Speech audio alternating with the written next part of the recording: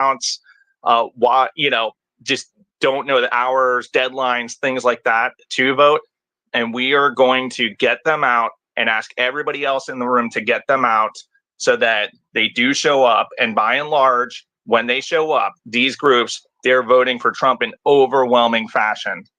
So Trump actually is leading, according to the latest NBC News poll, is leading men across the board. That includes college educated, white, black, Latino, Native American, Asian, every professional, unprofessional, like every demographic. Trump wins by 16. But these particular groups that had the lower turnout rates, he wins them by an even bigger number. And that's why we need to do everything possible to get them out to vote. So what I would ask everybody to do throughout the space, we're going to be posting stuff up in the Jumbotron. Like right above, you see a post from 1984 about for the next 19 days, we have to get involved. That is a link of all the different possibilities and ways that you can help get out the vote. In this space, we're going to go in depth on two of them. Two big ones that we have found to be the easiest to use, the easiest to sign up for, to make an immediate impact. And 1984 will be getting into that. So with that, we're going to go to the topic about early voting and especially how that relates to men. So I'm going to go to my co-host, 1984. Welcome, 1984. Thanks, Postcards. I appreciate you having me. Yeah, and thank you everyone for being here with us. Sally, Alcides, Jeremiah, and let's see who else. I can't see. And Chesty Copperpots. I love that name. And I see Frank down there and Julian. So thank you for everyone for being here with us tonight. So what we're going to talk about, one of the first things we're going to talk about is voting early. We know historically that, the Constitution says that there's only one day to vote, and that's on election day. And, that's what our Constitution says. And I am in agreement with that. I believe there should only be one day to vote. However, the rules have changed, and we have to be able to adapt to those rules. We have to improvise, adapt, and overcome. That's like, kind of a mantra that we have to get comfortable with until the rules go back to what they're supposed to do. And because Democrats are using those rules in their favor, and overwhelmingly so. And in a lot of cases, what they do with early voting, it's like if we only voted in that 12-hour day on election day, we're talking about from 7 a.m. to 7 p.m., wherever you are, we're going to try and get out tens of millions of people to vote in that 12-hour period when they will have been voting in some cases for over 900 hours. Again, if you only took it in 12-hour periods, if you only chose a day as a 12-hour day, not a 24-hour day, they would still have been voting in some cases as long for as long as like over 900 hours. And we're going to try and get all of our voters in for the last 12, and it's like, okay, again, we have to use the rules that are available and the tools that are available to us. And this is early voting has been happening in a lot of states and a lot of red states. And Texas is one of those states. And Texas is not blue. And Texas is not, there's not widespread cheating going on, on a grand scale in Texas. So, there are real examples, real life examples where early voting has been going on long before 2020. And, their elections are just fine. So, we got to get comfortable with this. Trump has said it repeatedly, and I'm actually going to play a clip from Trump saying it is, we have to vote early. Like it would be crazy to not use the tools that are available to us. So, that's definitely something that that I want to play here for you. But in the meantime, while I get that queued up, Postcards, do you want to add some information about early voting while I get that queued up? Yeah, definitely. The one great example I go back to is 2022. So you had two states, Arizona and Florida, right? And Florida actually used to be like a purple state and almost a little bit blue in the mid early aughts, and then Arizona was blood red at one point.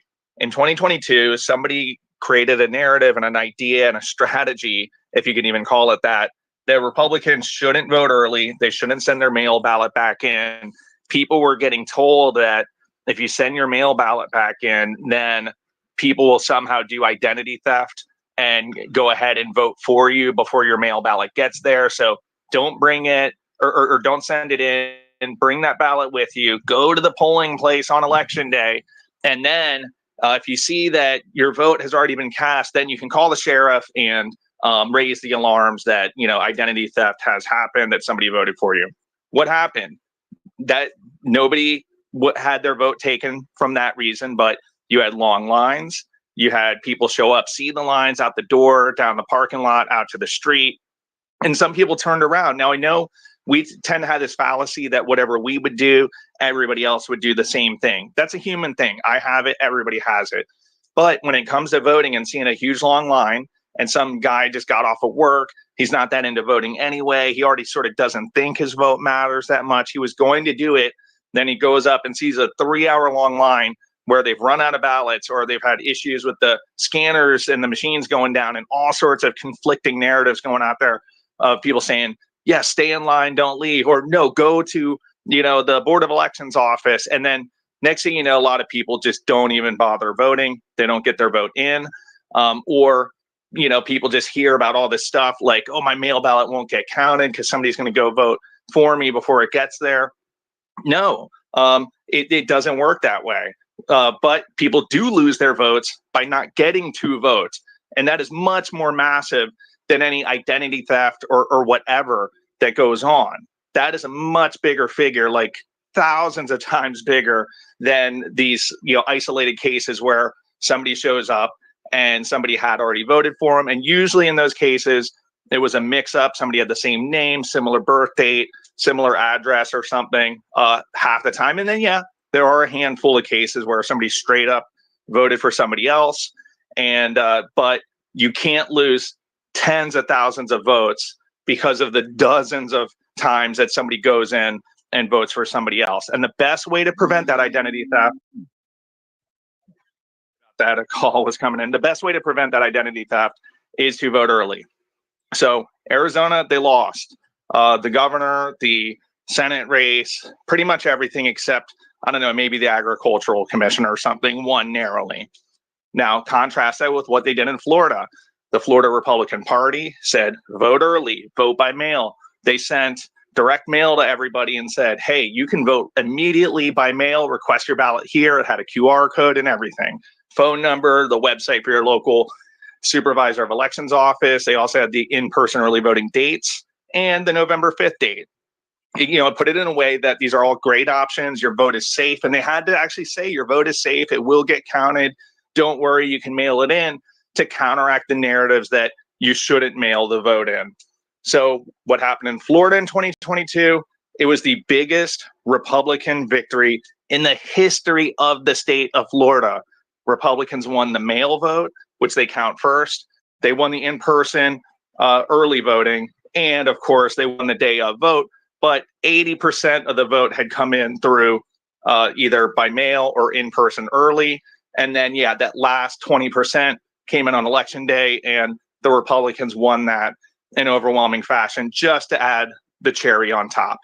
So that's the best example that I've found that shows the direct contrast. And so in Arizona this year, they're doing what Florida did in 2022. They're voting early in huge numbers. Carrie Lake, who is a very anti-early voting, she even went with members of the Sigma Nu fraternity from Arizona State University to all go vote early and just hammer that message. Get your vote in early. You don't want to chance it. You don't want to miss out. We don't want long lines on November 5th.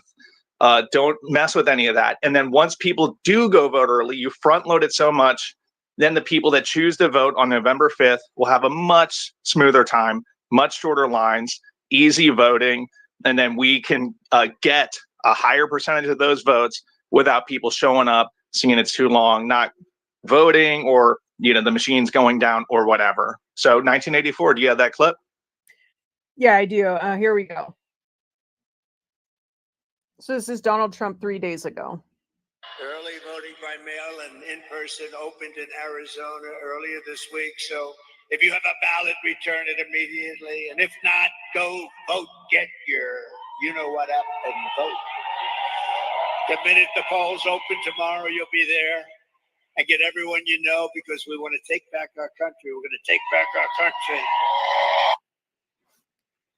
Okay, so there you have it from the man himself, and I think that that's one of the best things that he's done with this particular campaign is that, again, he's embraced it. We don't like it. I think we would all prefer that it go back to day of voting. But again, that's just not the world that we live in, and we have to be able to adapt. Like we cannot just stay and do the same thing that we did in 2020 and in 2022 and expect different results. Like it just, that's the literal definition of insanity. So again, until the rules get changed back to what they should be, as the Constitution says, we've got to use these tools available because the Democrats are. And again, like, are you going to give the Democrats, a 960-hour lead? Like, and then you're just going to try and make up all of those votes in the last 12 hours for our side. Like, that's just, it doesn't make sense to do it that way, again, when there are other options available. So, that is definitely something that we are pushing, but we are also not saying that you can't vote on election day. We just want you to vote. Whatever the thing is, if you are absolutely adamant about voting on election day, then please do that. But again, we're encouraging those other people that maybe are on the fence about it, or maybe they just don't really know, they don't have enough information, that like, it is better for you to bank your vote and get it in early. And, one of the other reasons that we recommend and ask that you do that is also to help the Trump campaign. And we'll tell you how you can do that by voting early. Is like, as soon as your vote is banked and counted, you get taken off the rolls for somebody who has to be contacted by the campaign to ask if you've been voting, or if you have already voted, or if you've requested a mail-in ballot. They don't have to call you to ask you, are you going to return it? So they don't have to spend time and quote unquote waste time on you. If you've already voted, they can take you off the rolls, and they can get to somebody who is going to, potentially be a little bit more difficult to get that vote in. So, the number that I've heard that floats around is that it costs the campaign $12 to chase one ballot. And so again, if you multiply that by thousands of ballots, thousands of low propensity voters, like, that's a lot of money. And so again, we can save some money for the campaign, help them out a little bit by getting yourself off of the voter list, or the non-voter list, meaning that yes, you're a registered voter, but you've already voted. So like, that's what I mean when I say that they can get you off that list. So, those are things that actually help the campaign. They help the Trump campaign in the long run. And, those are things that we're just asking you to do. And again, if you have questions about that, we will probably have time for a Q&A period, at some point during the space. So please, if you have questions, if you have concerns about it, please, we're hoping to dispel a lot of those, during this space. But again, if you have questions about it, please feel free to come up at some point and request to speak and ask your questions. And hopefully we can, just have a discussion about that. And so I think with that, I'll turn it back to Postcards. Yeah, thank you, 1984. Great point. So you're doing a lot by doing that early voting. One, you're not going to miss election day. You could be in a car crash and crippled, and your vote is still in. And two, it saves the campaign money. And I think that's a conservative estimate, $12, because I know the type of mailers, these big glossy 8.5 by 11. And when you add it up from all the campaigns and all the super PACs and stuff, I think it's considerably more than that. But even if you just use the $12 figure and everybody does that, you're saving them a lot of resources. Then they can plow that into the dwindling universe of potential voters out there. So next, I did want to go to my other co-host here. It's Sally. She is a podcaster, and she covers a lot of different topics and everything, about nature, health, children's issues and stuff. But lately, she has gotten a joined a growing chorus of podcasters and influencers who are devoting the last stretch of the election to getting out the vote. And when we came to her and talked about the issue with men not turning out to vote, she 100% got on board and wanted to promote that. So I'll turn it over to Sally to speak for a few minutes. Go ahead, Sally. Thank you, first of all, for having me. And getting Trump elected is my number one thing right now. And the big number one issue, if you guys follow me, is because of the children, the trafficking across the border, and our involvement with our corrupt government. And Trump is the only person that has put any guardrails in place to stop that. When Biden took office, he undid 94 executive orders that Trump did to put these guardrails in place. So for me, okay, I mean, health is important to me. The children are important. If we don't get Trump elected, the madness won't stop. And we just have to figure out how we are going to get people out to vote. Currently, I decided to stream live to YouTube as well, which I don't usually do, but I'm streaming to YouTube, Rumble, and X Live right now, just to get the message out as far as possible. So I appreciate you guys having this space. Yeah, if you have questions, 1984 is very knowledgeable. All these people up top, they're in the fight, they're boots on the ground. We have to do our part for the next 3 weeks. We have to figure, and men are the ones that are going to break this election this time. They'll, if every man gets out to vote, that is registered, that was last time, we will win this by a landslide, and we need it. We need a landslide. We need it way too big to rig. Anyway, back to you, Postcard. Yeah, thank you so much. And thanks for streaming it on Rumble, YouTube, X Live, and, getting other people who aren't on this platform. And I think there's a lot of potential of that in the future, that if we could, do our spaces from here, but basically it goes everywhere, then we can get all sorts of new listeners and people hearing this very important message. And look, we're in the home stretch here. We have to just do everything we can to at least get one extra person out to vote. So I think in 2020, what happened was it was very, there was a sentiment that Trump is just going to win because look at all the rallies and parades and, like viral videos all over social media, YouTube, et cetera, that were pro-Trump. But the one thing that was sort of lacking was this ground game push to really go out there, register new people, make sure they vote early, return their mail ballot and everything. And this year it's 180 degrees opposite. That's all that it's about. Like if you join our spaces, the ones that we host, we tend not to dwell on, Kamala sucks, Joe Biden's an idiot, Trump, is the best and he's just going to win because he's so awesome. We all love Trump. We all agree that the other side sucks, right? But what we're trying to do is to get extra people to vote this year. It's not good enough to just have our one vote or have your husband or your son, your daughter-in-law who already voted for Trump in 2020 to get out to vote. Yes, that is necessary, but it's not sufficient. We have to all at least find one additional person who did not vote in 2020 and get them out to vote. And especially the men, you're going to find when you go out into the world that a lot of the women are registered, they are planning to vote. The ones that don't, or they're skeptical, or they have different reasons why they don't want to do it, it's going to be primarily men. And if they did just vote, they would vote for Trump by and large. So that's what we got to do this year is focus that, and then not this year, like these last 2 weeks and change, we got to find one additional person. And once you find that one person, then go on to another person. Don't try to think, all right, who are 10 people I could all get to vote?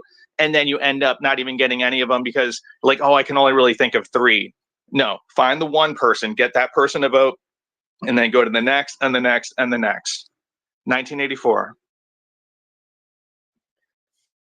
Yeah, one of the things I wanted to bring up too is that, when we're talking about getting people out to vote, in 2020, there was about 90 million eligible voters that did not come out and vote in 2020. That's who we're talking about, because that's the silent majority. Those are the people that we know by and large are going to vote for Trump because they're not crazy people. These are average people, and they don't support these like crazy leftist, Marxist, communist policies. And so, but they are disengaged in the process, and we have got to get them re-engaged in this. And, our men are a huge component of that 90 million that stayed home. And, there's been a collective campaign against our men to, kind of basically just push them off to the side. Like, you don't matter. like, you can't be a strong man, you can't be an alpha male, like, that's bad, that's toxic, that's all the things, right? And what we're trying to do is we need to build up our men. We need to understand the role that our strong men play in our society. Like, you guys are the ones that help keep society in control. You really are. It's like, you see what happens when you have, like, single families, without fathers in the home. Like, generally, those situations don't end well, because we need our strong men. They are pillars of our foundation and our society, and we need our men to get re-engaged. We know that you have been browbeaten to death by the left, and you've been demoralized, you've been disenfranchised, you've been pushed aside, you've been told that you are a racist because you were born a white male. All of the things, like, but what we're trying to do is encourage you. We need you. We need our strong men more than ever. We need our strong men to come and save our country, because, again, we cannot have our men being outvoted by women by 10 million. Like, we can't have that. We won't survive. America won't survive that. So, I just, like, it's one of the things that I think is just, vitally important to us, and especially in this election, because there's so many ways that we can easily access these men that generally do stay home. There are hunters.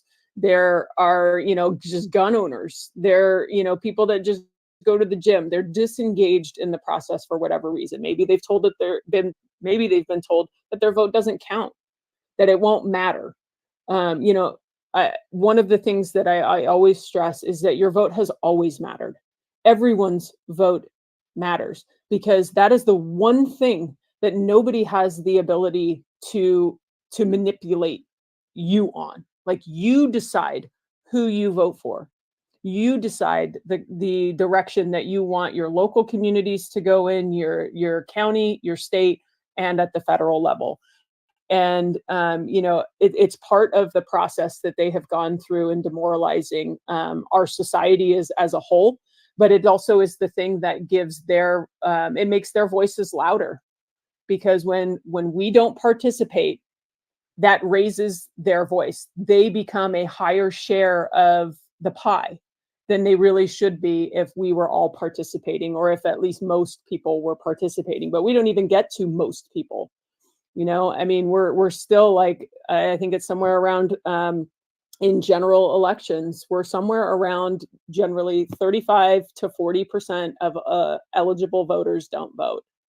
And that's crazy. Like, we have got to change that, but we need our men. And so today's, space is all about our men, and we're going to focus on that. And we need you guys out there, you men. Like, we know that people that are not voting, and we need you to reach them. We need you to try to reach them, because courage is contagious. That is something that I think we all, can learn something from. And again, if you see, like, one person wearing something MAGA in your town, like, you might feel more comfortable about wearing your own thing if you weren't already doing that. And so that's what we mean. It's like, don't be afraid to love your country. Do not be afraid to be a Trump supporter, or an America First, or a MAGA, or whatever you want to be called. Like, don't be afraid of it anymore. Like, we can't self-censor ourselves and then, and allow our votes to be disenfranchised. We can't have it anymore, because this is kind of how we get into the situation that we're currently in, and we got to get out of it, which I think we can do. But it's going to take everybody working together. And, the Democrats have a very clear strategy about what they do. They know that we vote on election day primarily, or at least we have historically, in large numbers.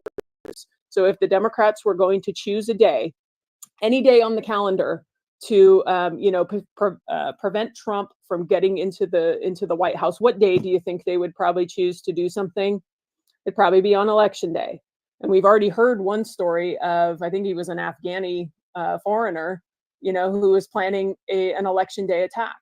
So it's like, don't let some weather event, don't let long lines, running out of ballots, the machines, the power going out, ballots printed on the wrong font or on the wrong size paper, or, any sort of thing, a terrorist event, riots, whatever, traffic jam, something. Do not allow that to prevent you from voting this year. We need your vote any way we can get it. And I'll land it there. Thank you so much. And to add on to that, don't let negative narratives prevent you from voting. 21% of Republicans who had requested mail ballots in Pennsylvania in 2020 never returned them. So just don't let any of that negative information get your vote in, get it in as soon as you can.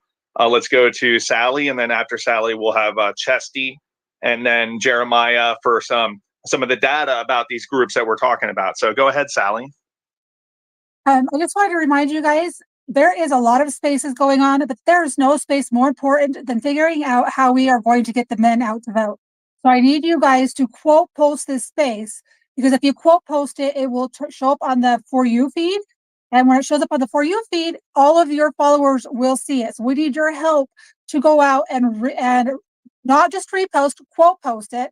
The more comments that you leave in the purple pill, the more it says, hey, these people are involved in this conversation. Let's push this content out even further. So we need to get this message out. We need to push this out. Get your friends, get your enemies, get your loved ones, get your neighbors to go out and share this and join. I think that was everything that I wanted to say, guys. If you guys want to speak, go ahead and request to speak. I believe you guys are taking questions from the audience and maybe giving their input. Stay on topic. We don't want to hear your whole life story, but let's make this a productive space to get people out to vote and hear everyone's ideas. Okay. Thank you, Postcard. Yeah, thanks, Sally. And just because you mentioned that, we're going to take a little reprieve while everybody goes and reshares the space. So take a minute. We're going to play a little music while you all reshare this space.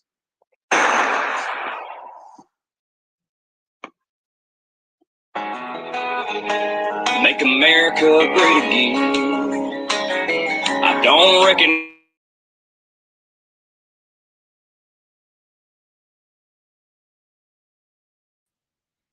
All right, everybody. While he's playing the song and everyone is quote posting this space out, I did want to thank everyone over on Rumble, on YouTube, and X Live. It is very important to get this message out and to share with everyone. We have 20 days, not quite 3 weeks, to get Trump elected. At this point in time, we are not going to change people's minds. They pretty much decided what they're going to do. We need to get out and vote. Get out and vote. All right, he's back. Free speech and all that. Turn the red way to its high. Make America great. All right, thank you. Hope everybody reshared the space, and we're going to get back to it. So our next speaker, Chesty, go ahead. Hey, how's it going? Postcard, Sally, 1984. Hey, listen, I've been doing this Trump Force 47 now for about 5 weeks, a little over 5 weeks. And for the most part, it's been a really cool experience. They basically have us going out and doing door knocking to low propensity voters, people that don't generally vote in every election. Now, a couple of the cool things is I would go to houses and I'd be usually looking for the youngest person in the house, like 20 to 30-ish, right? And then I would be going to houses that had maybe 70 to 80-year-olds. So the middle, most of those people were out there voting. But one thing I noticed is the younger generation has no interest in politics. But the positive side of all this is I would go knock on a door and say I was going to go knock on a door and talk to a female that was 22 years old. And I would knock on the door and say the dad answered, right? And I said, I'm here to talk to so-and-so, about, this election, and the daughter, he would get the daughter would come down. She goes, well, yeah, I'm voting. And then the dad would hear what I was there to talk about. And he goes, man, you don't have to worry. This whole house is voting for Trump. So the most positive part of this whole thing is that people are paying attention, whether you're 70 or 80. Now, understand most of those people that I'm looking at when in the 70 to 80 range, those people are in nursing homes or retirement communities, and they daytime dwell on television. So you know what that means, possibly, that they are taking in the mainstream media narrative. So there'd be some negative feedback at several of those throughout this process. But the one thing I did notice is that the people out there are paying attention, and there are some people out there that are kind of lost. So what I started doing is I would take a sample ballot with me, and I would take Trump's agenda with me, and I would walk through the sample ballot with the the potential voter just to familiarize them, because some of these people haven't voted in 20 years. So they're so nervous. Some of them haven't voted since they had the pull down, toggles. So it was really encouraging, because those people know kind of what's going on and they really want to vote, but they're too nervous just to go and do it themselves. But with somebody coming to their door and talking to them, they get the confidence to go out and get this done. So when he talks about getting men out specifically to vote and getting just one person, real quick, one last point. I used to manage CVS Pharmacy. That's one of the larger pharmaceutical chains in the United States. And we had this thing called the Power of One. It was a monthly upsell type deal where we'd sell a candy bar, and we'd push that candy bar for a month so you could sell the most. The Power of One is you go get one person. Everybody in here goes to get one person. 70 million votes turns into 140 million votes. I think I've heard you say this before, Postcard. It's very important. Look, we're in crunch time, and we have a chance here to get this train back on the track and going in the right direction. Because right now we're derailed, so take these words that people are giving you, because everything I'm hearing is positive, and it's some things I hadn't heard, and it's very informative, and it should give you the confidence to go out there and do it, because I know you might be nervous, antsy, scared to talk to people because you don't know if they're going to flip out on you. Look, it's more important than that. So I appreciate the time, and I got about another week left before registration ends here, mail-in registration, but then we have, a couple 20 days, because in Michigan, you can register at the county clerk's offices day of.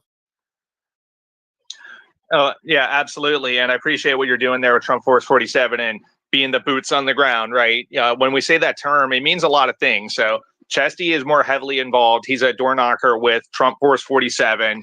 He does it a lot.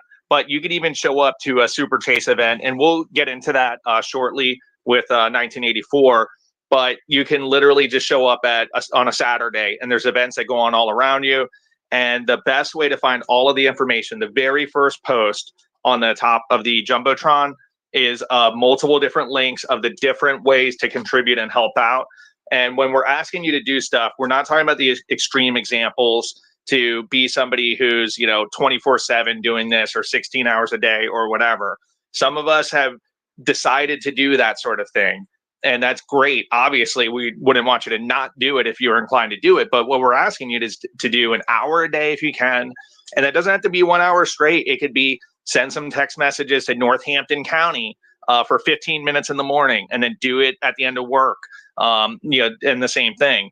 So there's a lot of ways to contribute, and we can go more in depth after we cover most of our topics here, and especially when 1984 goes into the different apps and ways to contribute and help out, and what to do, like what you physically do when you're contributing and helping out there. So next, I'd like to go to Jeremiah and ask him what the recent polling is saying, especially with these groups like men, Latinos, the red states, and where the turnout's coming from. So Jeremiah, if you're with us and ready to go, we'd like to hear what you have to say about that.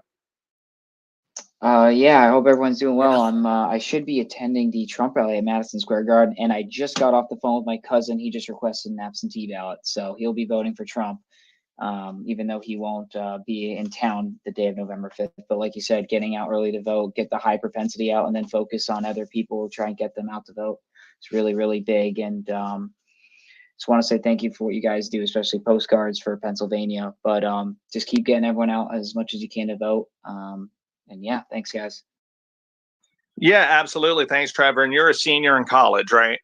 Yeah, I'm at Marist. I'm at Marist College with the trash pollster. Tell them, yeah, I just wanted to say that. Tell them to fix their polling department. Just a small fact about what Marist did today, by the way. Everyone's freaking out. Oh my gosh, Marist, an A+ pollster. And I put them into my average and I reweighed them, and their poll literally came out identical. Like, they just put in more Democrats in their polls so that way they can make it seem like Harris was leading after we know the great comma lapse is happening. So, yeah, so you just go over there and tell them to fix their polling department, please. They have some very bad things going on. Also, I might see you at the Madison Square Garden rally. I think I'll be going to that. Yeah. So in terms of polling, I'm just going to go over Pennsylvania, and then I'll go into some details about gender and independent men. So Pennsylvania, again, it's the closest state, it's the battleground state. Trump's leading by 3.7, 50.5 to 46.9. McCormick is down by 0.1. He's probably going to pass Casey in the next few days. He's down 47.5 to 47.6. So that's what we're noticing in Pennsylvania. But in terms of gold mines for voters, this is something I noticed in polling a lot is independent men. If you this is the greatest gold mine of voters that you will ever find. These guys are going to vote Republican. I'd probably say 75 to 1. You're never going to find a better group than, and they don't often vote either. Men don't vote as much as women do. So they're often inactive registered, so they don't get notifications. They don't get a mail-in ballot coming to their house. At least in my state, we're a universal mail-in ballot state. I don't know about Pennsylvania, but looking at independent men, Latino men, all of these groups are shifting to the right. We've noticed from 2020. So if you get these people a mail-in ballot and chase their ballot and say, hey, did you fill out your ballot? Did you return your ballot? Or even if you return their ballot for them, if that's legal in Vermont, I'm not sure about Pennsylvania, but you have to get to these people, get their contact through one of the apps, Early Vote Action, Turning Point Action. They're really good ways to contact these type of voters. But independent Latino men, that's a great voting block. Independent white men, great voting block. White working class men that are registered independent. These are great ways to just pick up votes pretty easily. You don't even have to convince them to vote Republican. They're pretty much already going to vote for Trump. So if you have any questions for me on that, I'm happy to address those. Thank you for having me up here. Yeah, Jeremiah, speaking of Pennsylvania, can you just briefly talk about the mail ballot request data and the return data? Because I was very excited about that in the last couple of days. So when we're looking at the return data, I see that, I'll just give a brief little story here.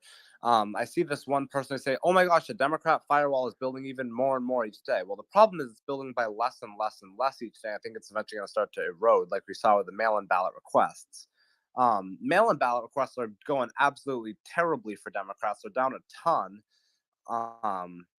Republicans got a significant margin to, I think, one of their best yet, this whole cycle. So Republicans are doing very well. They're catching up in mail-ins. You just need to get them to return them. And if we return at equal rates as Democrats, we win. Especially with early votes, mail-in votes, these types of things. Getting the ballot back is what's going on. And we're seeing, a lot of accounts are posting, oh, Democrats are at 66% mail-in returns. Republicans are at 22% or something like that, which is worse. Not worse. It's better than 2020, but we don't want to compare 2020 because we lost 2020. So ideally, these things are going to be raising higher and higher. However, when we look at which counties have returned, it's mainly the blue counties, and we're expecting the red counties to start dumping in this week and next week especially. So look at which counties are returning. And I think it's actually going fairly well for the Republicans for mail-in returns, just given the situation that we're in with the counties returning. But we want to get those numbers as high as possible for returns, match the Democrats' return rate. Republicans are lagging in that a little bit. So when we get that return rate up, things will be looking really solid for the Republican Party in Pennsylvania. Yeah, I believe in the last day, Republicans did indeed have their best day. There's only been a couple days where they had more mail ballot requests. And now, just so everybody knows, in Pennsylvania, that includes the in-person early voting. So they have a system where all ways of voting prior to November 5th are considered a mail ballot. So when you go to early voting in Pennsylvania, they consider that you voted by a mail ballot, even though they never sent mail to you, you never sent mail back to them. You just went in and voted, and they count that as a mail ballot request. So we always expected, because this election, nobody knew about this 4 years ago. There was no concerted effort to do it. But myself, Philip Anderson, 1984, Alcides, a bunch of us, and now Early Vote Action too as well, we're promoting this idea about going to the location and voting in person and just getting it all done in one stop. And that's why you're seeing the mail ballot request rate skyrocket in Pennsylvania. And just yesterday, we finally got it confirmed that all 67 counties have this in-person early voting option available. Even though the state website said 5 of them didn't. I called all the counties, including one where the lady gave me the same thing about, oh, well, no, if you want to vote in person, that's on November 5th. And I said, I know the terminology you use.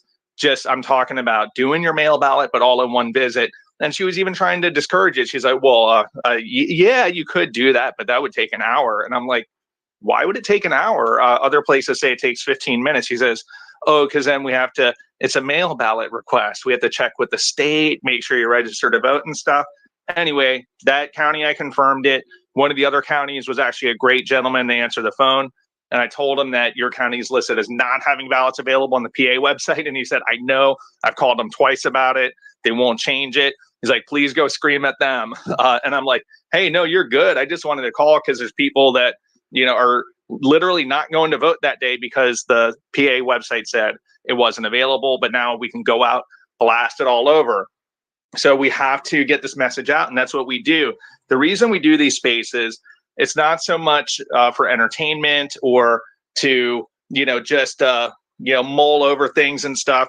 We're literally getting stuff done. So just yesterday in a space, I still had something like 800 of these postcards that I'd ordered. We did an initiative, get one final wave of postcards ordered, custom printed with Swamp the Vote USA, which is a Trump website where people can then go register to vote on their state website, but it captures their information first. So they can have their ballot chased, or they realize they're a new registered voter that's going to vote for Trump. Because obviously, if they register through Swamp the Vote, even if then they go ahead and register as an independent, they know that's a Trump voter. So we got another like 800 allocated just from that call yesterday. And then I also got in touch with a couple people, and I'm down to 300 that I need to give out. So if anyone, I'll take this opportunity to plug these last 300 postcards. If you want 300 blank custom printed postcards and stamps, all included, all postage paid, I just send it to you. Get in touch with me. I would like to distribute those by tomorrow because towards the end of the week, I had to start planning my trip to Pittsburgh, Pennsylvania, to make sure this particular initiative that I'm involved in indeed does happen. Unless I can be confident that there's going to be 4 other people actually doing it. So I don't have to spend 48 hours driving from Panama City, Florida up to Pittsburgh and back. And I'm including, time to sleep and, stopping for gas and stuff like that too. But yeah, that's going to take a considerable amount of time unless you're anywhere near Pittsburgh and you can go to this tailgate on Sunday hosted by Antonio Brown, who's a former wide receiver for the Pittsburgh Steelers, Tampa Bay Buccaneers, and I think some other teams too. And Ashley St. Clair, who's a conservative podcaster. They're hosting a registration event, and we really want to get these vote.gov cards handed out. We still have several thousand among different people in Pennsylvania that have it. We want them to all converge there, and we will distribute them. No problem. Just we need to have people that will do it. So I'm going to get ready and do that trip unless I can be certain that there's 4 people that will be dedicated who are somewhere close to Pittsburgh that will be able to go there, hand those out, and that will result in new registrations. And before we go to Zachary, I just want to say the power of X and the power of communication. 2 huge things. And this was not on the agenda, but I feel that it's important to include this. A couple weeks ago, prior to the voter registration deadline in Arizona and Georgia, Elon Musk had made a post about the Pennsylvania voter registration deadline. And I said, thanks for letting everybody know, Elon. Also, Georgia and Arizona have deadlines coming up on October 7th. Elon Musk replied right to that and said, wow, coming up really soon. And then immediately made 2 posts, one about Georgia, one about Arizona. And then when he came up on stage at the Butler rally, he talked specifically about the deadline. At that point, it was 48 hours left, about the deadlines in Georgia and Arizona, all because I made a comment on his post. He saw it, got that message, and then put it out there. And who knows, maybe 100 extra people registered who otherwise would not have registered, or maybe 1,000. I have no way to track that. But one thing we know is for certain, there weren't fewer people that registered because of that. It could have only gone up. So that's why we got to push these messages no matter what. And then a second thing, Trump was having a rally in Georgia, and I decided to do a little creative license and said that you needed to have already voted to attend that rally. And because early in-person voting just started in Georgia yesterday. And then I was like, all right, that's not going to gain too much traction because that's not really the case, right?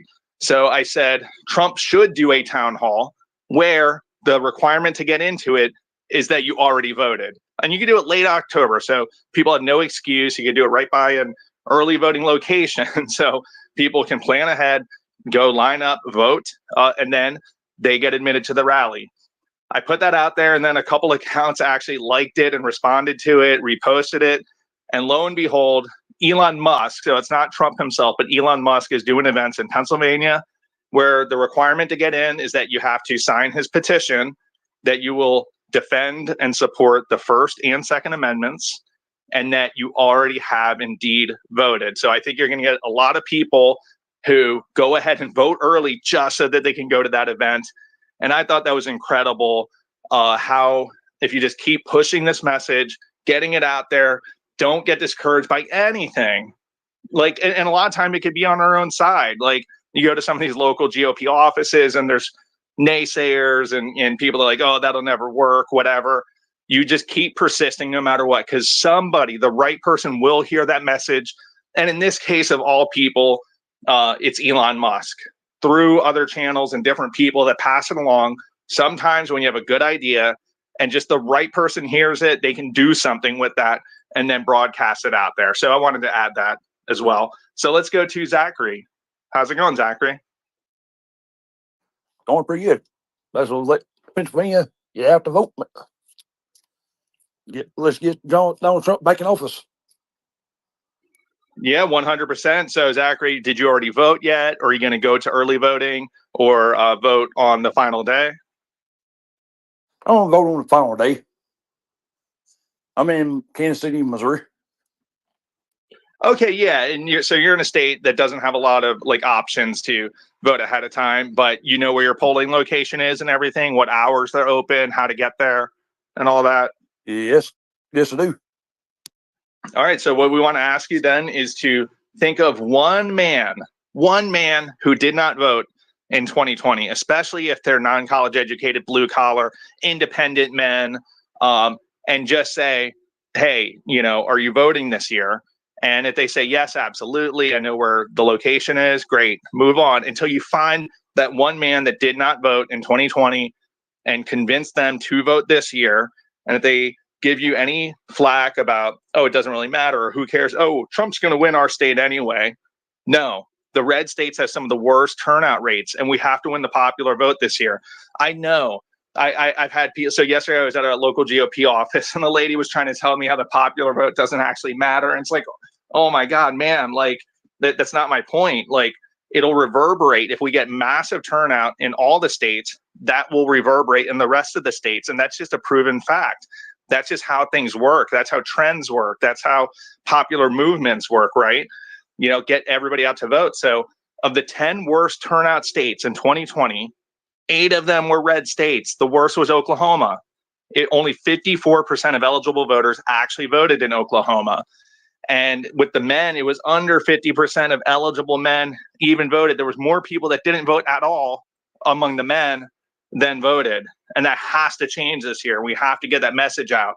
So that was actually one of the topics on our agenda is turnout in the red states and in the deep blue states, and especially in the blue cities in the swing states. So we have 2 different forces working against turnout, especially among Republicans and right-leaning independents. If people are in a red state like Missouri or Tennessee or Arkansas or somewhere like that, there's this notion that, well, my vote doesn't really matter because our state's a lock, it's red anyway. No. You got to get out and vote. And in fact, let the red states be the ones that have massive turnout this year because there's so much enthusiasm and excitement for Trump. Let's make it happen. Get those people. So even if you're in these states and you feel like, well, I can't give people rides to the polls because it doesn't matter. No, give people rides to the polls. Get them to return their mail ballot. Hound them until they all vote. And when you're doing that and you post it, so I've made posts that took off on X about people in red states or blue states that are voting for Trump this year that otherwise were not going to vote. And then people see that, and somebody in Pennsylvania can get inspired by that, or Michigan, or any of the other swing states, and then say, wait, this guy, he got this doomer black pillar who wasn't ever going to vote, and he convinced him to vote. Well, I know a couple of guys like that. I'm going to do it too. So yeah, Sally, let's go. What are your thoughts on that? I just want everybody to remember Sorry, I just that. have to pop in quickly. I have to leave. Thank you so much for having me up here. God bless the rest of the space. Thank you for all the work you're doing. Yes, absolutely. We're about 1 hour in. We'll keep going on our main topics for at least another hour. So just so everybody can plan that. And then after that, we'll just turn it into an informal, more of like a freewheeling type space. But for the next hour, we're going to stick to our main topics, cover our whole agenda and everything, as well as questions. If you're in the audience, go ahead, request to speak. And as long as you look reasonably legit, we're going to have you come and speak. So Sally, go ahead. I want to remind everyone that even if you do live in a red state, it is even just as important as if you live in a blue state or a swing state. They have all of our states, all of our governments have been infiltrated by people. And they I live in Utah, and they've been doing it very, very gradual. And everyone just goes about their day, living their life, and they're not seeing it if they're not living in, say, Salt Lake City, where they actually have migrants on the streets. If they're going to have them vote, they get driver's license, they can go vote. And in my state, they mail all of the ballots out to you. That they've done that since before 2016. So everyone gets a mail-in ballot. That's just how they've run the state. And if they continue to do this, so my point is, guys, it is important, no matter where you live, you have to get out to vote. You've got to get the men to get out to vote, because they're kind of doom and gloom defeatists, and we need to make sure that they are getting out to vote. I don't know, hopefully that doesn't cut me off. Anyway, I had something else to say. I got distracted. I apologize. But guys, I was going to say, if you know someone who's struggling to get a ride to go vote, volunteer, go rent a bus, or just say, hey, go to the old folks' homes, go help them do what they need to do to vote. Because we could all do our part. Also, I think Uber is giving 50% off of Uber rides up to $10, which isn't a ton, but it's still a way to get people out to vote. So we could all be doing our part. And right now, it's not a time to be complacent. Right now, trick or treat, my house is going to be decorated with Trump and not Halloween decorations, because I want people to know how important it is. And we can do little things like that. I love that, Sally. That's such a great idea. And, because again, I think all of us agree that, if you're in this space, you probably believe that, if Trump doesn't win, like, America is probably done for, because look at the amount of damage that they've been able to do in less than 4 years. And, America won't survive another 4 years of this. And, so get out, we need our fighters. Like, where are our fighters? And, America was born with a small percentage of people that were willing to literally give their lives to start something that had never been done before. And, it's like we've gotten kind of far away from that. And we've led, for most of my lifetime, generally very comfortably compared to the rest of the world. And, we've become complacent. But, I believe it was Benjamin Franklin who said, a republic, if you can keep it. And we are at the if you can keep it stage. So, like, it is now or never. And, if Trump doesn't win on November 5th, like, America's probably done for, because they will change the Supreme Court. They'll rule by executive order. Okay. And, so if you don't think it matters, again, I always say your vote has always mattered. And Sally is 100% correct, because the way that they started the takeover of America was at the local levels. They got on all the school boards. They infiltrated everything through that. They got on the board of supervisors. They did the, city councils, and they started there. And then they worked up to, district attorneys and mayors and and then it's just gone higher and higher from that point forward. So, again, even if you live in a blue state, even if you live in a blue city, like, you can potentially be the vote that makes sure a Soros DA does not become your county's DA, that like some proposition that, is going to lessen crime or, basically make, you know, allow crime to just be rampant. Like, you have the ability to vote for that proposition. You have the ability to vote for that bond that is going to, increase the tax debt on you individually every time you go in and out of work and get your paycheck. So, like, it matters. It has always mattered, and don't believe anybody that's telling you otherwise. So, I just wanted to kind of add that back, and then I'll throw it back to you, Postcards, and I do. Yeah, go ahead. So I actually had something that I wanted you to cover about how, like, all the great things that made America what it was not created or done by people who gave up and quit and gave in. Could you just talk about that briefly?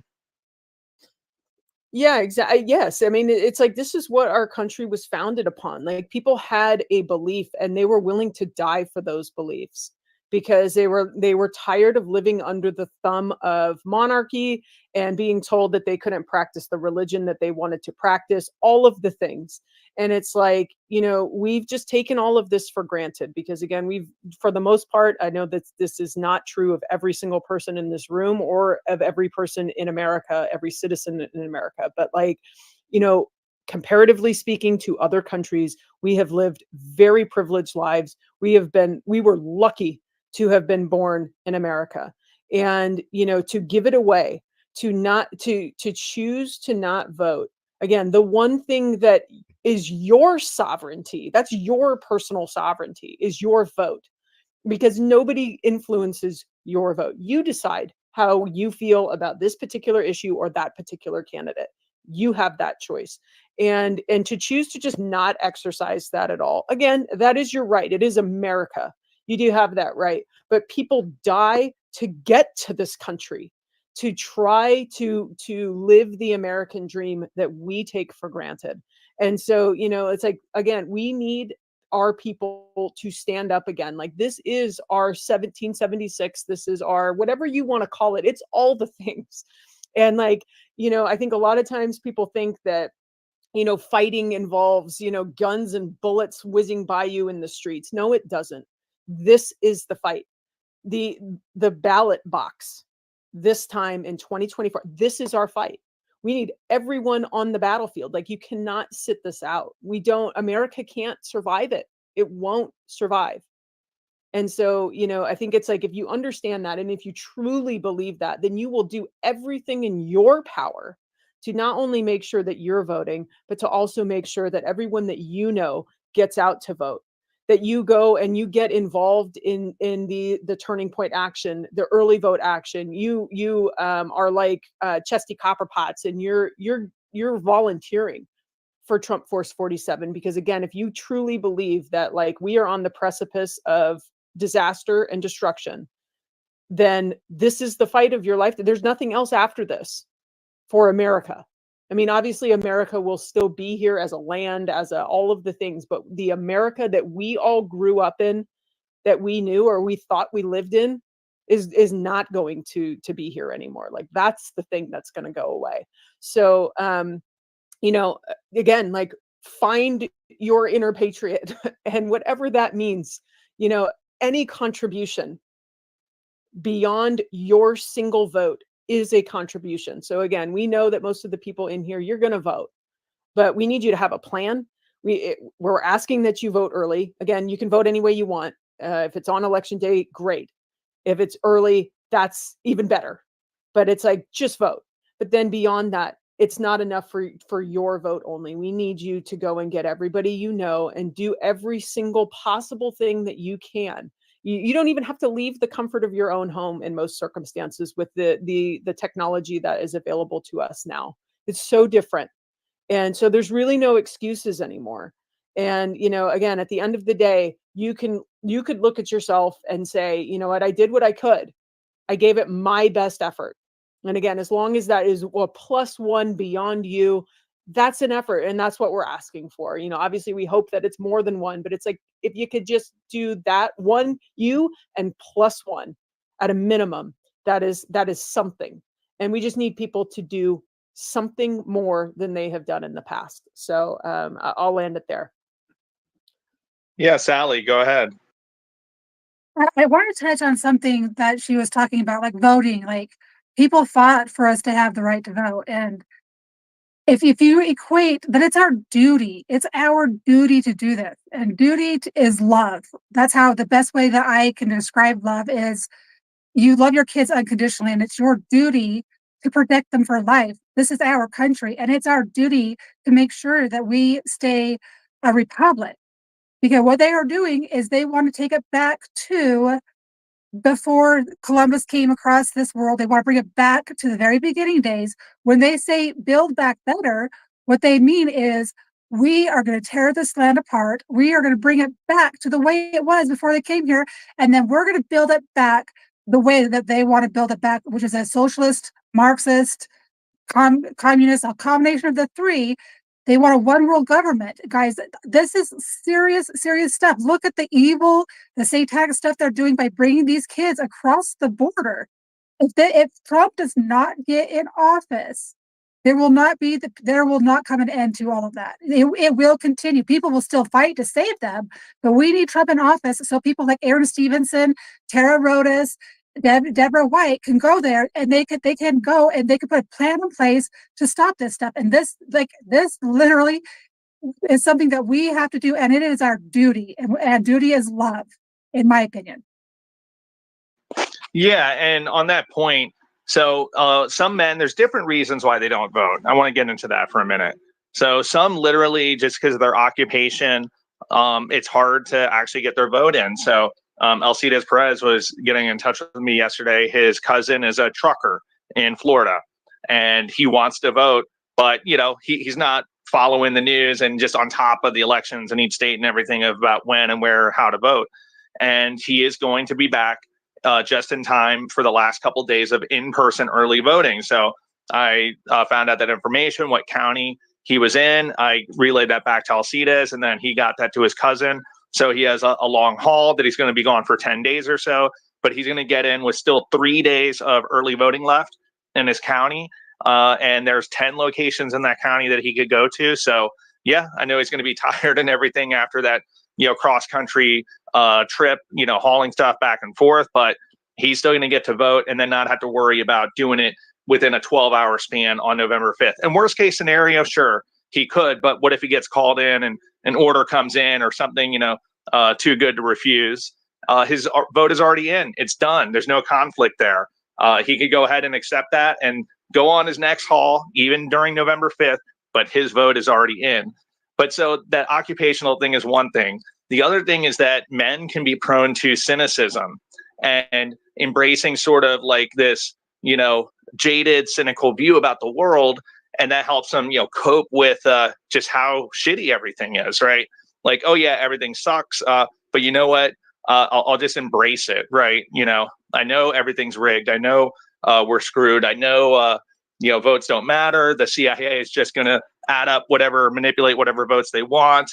So that's an easy cope to do it. But that is not manly at all to be a cynic. Anybody can do it. It takes zero bravery, zero energy or motivation or anything like that. Like if you look at great men in history, but not even them, just look at your average neighborhood, like heroic man, right?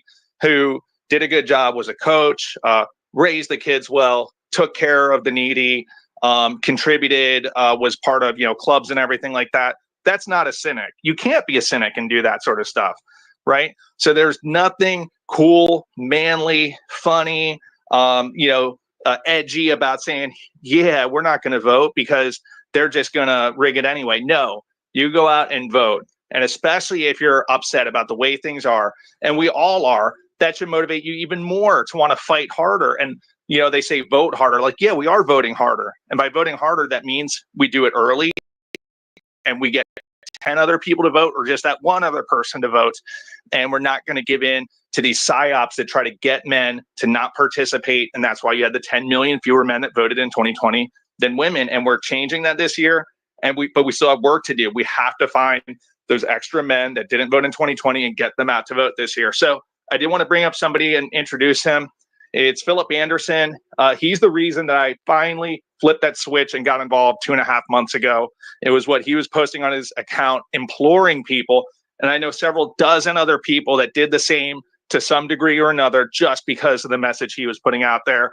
And Philip, the topic is about getting people out to vote, and especially men out to vote. I know there's a lot of news and everything about, the interview and stuff like that. But if we could stick to just get more people to vote for Trump so that he wins this year. Philip, go ahead.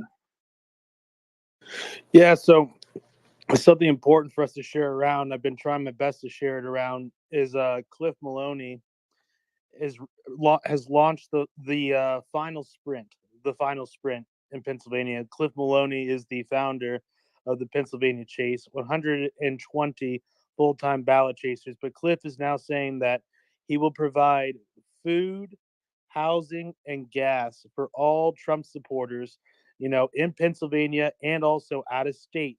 So you can fly in from Texas, you can fly in, which I could, but I can't legally, unfortunately.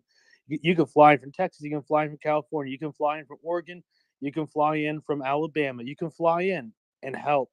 All you got to do is apply. And by the way, he's taking people in. Just apply, y'all. Apply, all right? All you got to do is apply, and you will be accepted, and then you can be chasing ballots and knocking on doors. And here's the thing, guys. We need people out there. The more people, the better. The more people, the more quickly we can close the gap of the ballot returns. We got to close this gap on ballot returns. Democrats have a 3-to-1 ballot return advantage over us in Pennsylvania. We have to close that gap as soon as possible. I'm not saying that we have to get more ballot returns than them. I'm not saying we even have to be neck and neck with them with ballot returns. I'm just saying when it comes to early voting and mail-ins, you want to close that gap as much as possible. The more we can close the gap, the more likely it is that we will win this election and win Pennsylvania. Because if we can close that gap enough, then Donald Trump will smash her. Will absolutely destroy her on election day. Because on election day, Trump is going to get more votes than Kamala. It's not even going to be close. Like that's when the floodgates are going to be opened. But we have to make sure that there isn't a big enough firewall to save Kamala come election day with all these ballot returns that she will have built.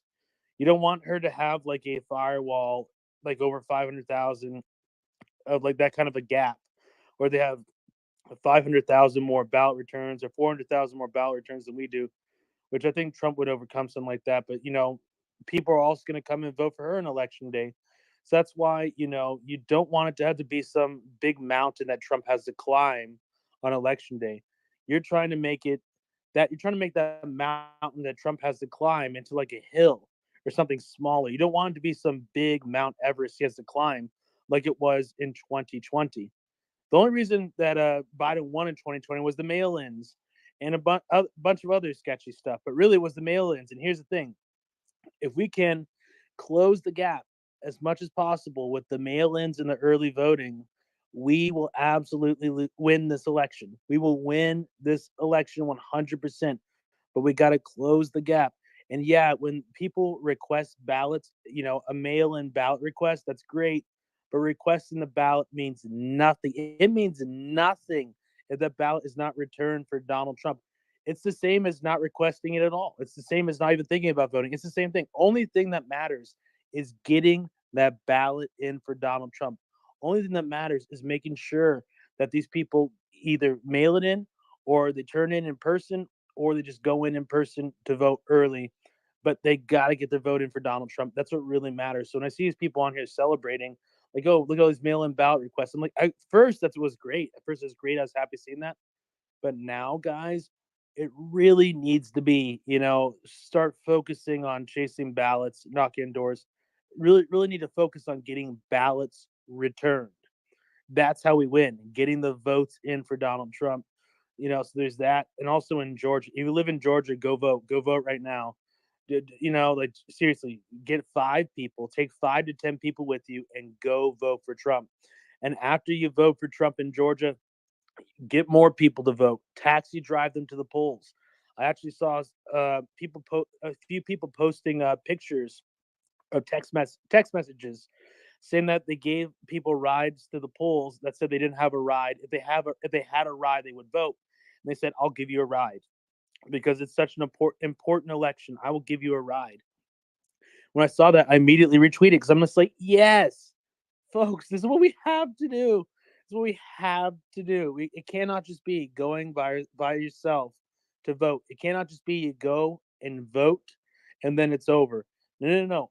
Every single day leading up to the election is a battle we have to fight to win. And the better we do, the more likely we are to win. So, yeah. Yeah, thank you. I want to. Can I follow up on that real quick? Oh, 1984. Yeah, go ahead. Yeah.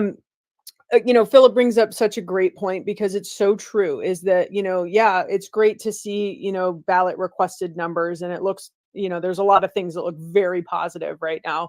But again, if we look at recent history and as indicators, or at least just warning signs, perhaps, is that Trump lost Pennsylvania by 81,000 votes. Okay. But Republicans had 141,000 unreturned ballots, mail-in ballots. So again, it was easily winnable.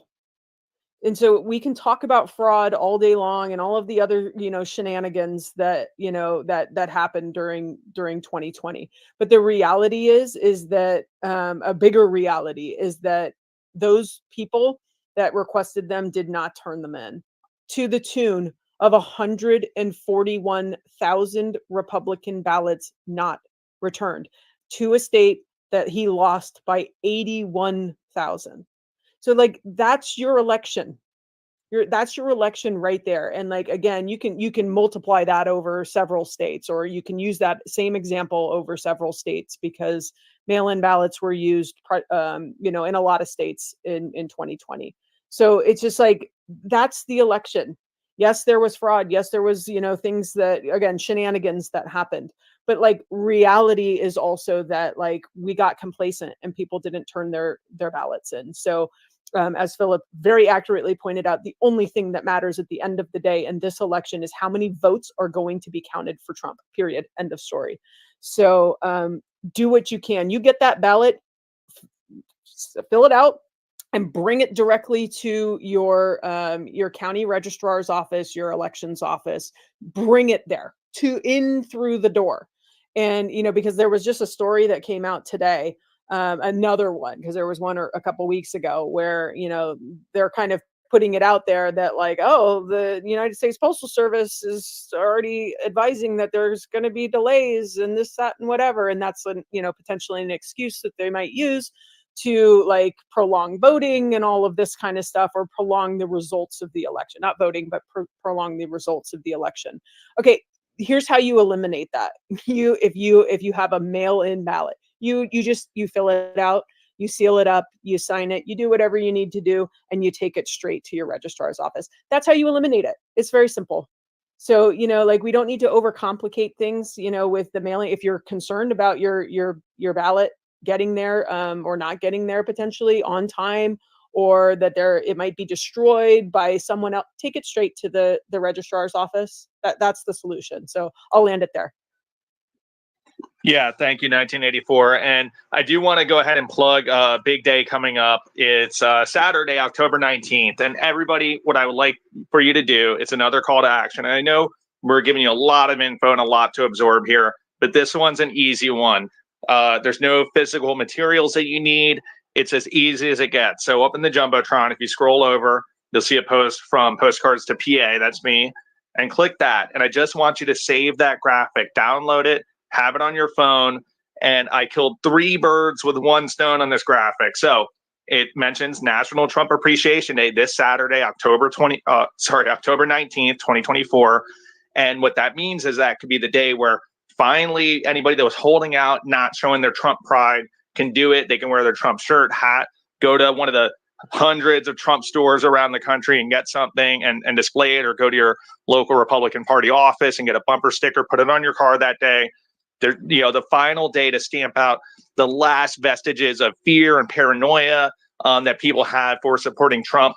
A bunch of us started doing it. I started openly wearing Trump stuff again, about a month and a half ago. Nothing's happened to me except people saying, I like your hat. Awesome. Yeah, let's go Trump. Let's win.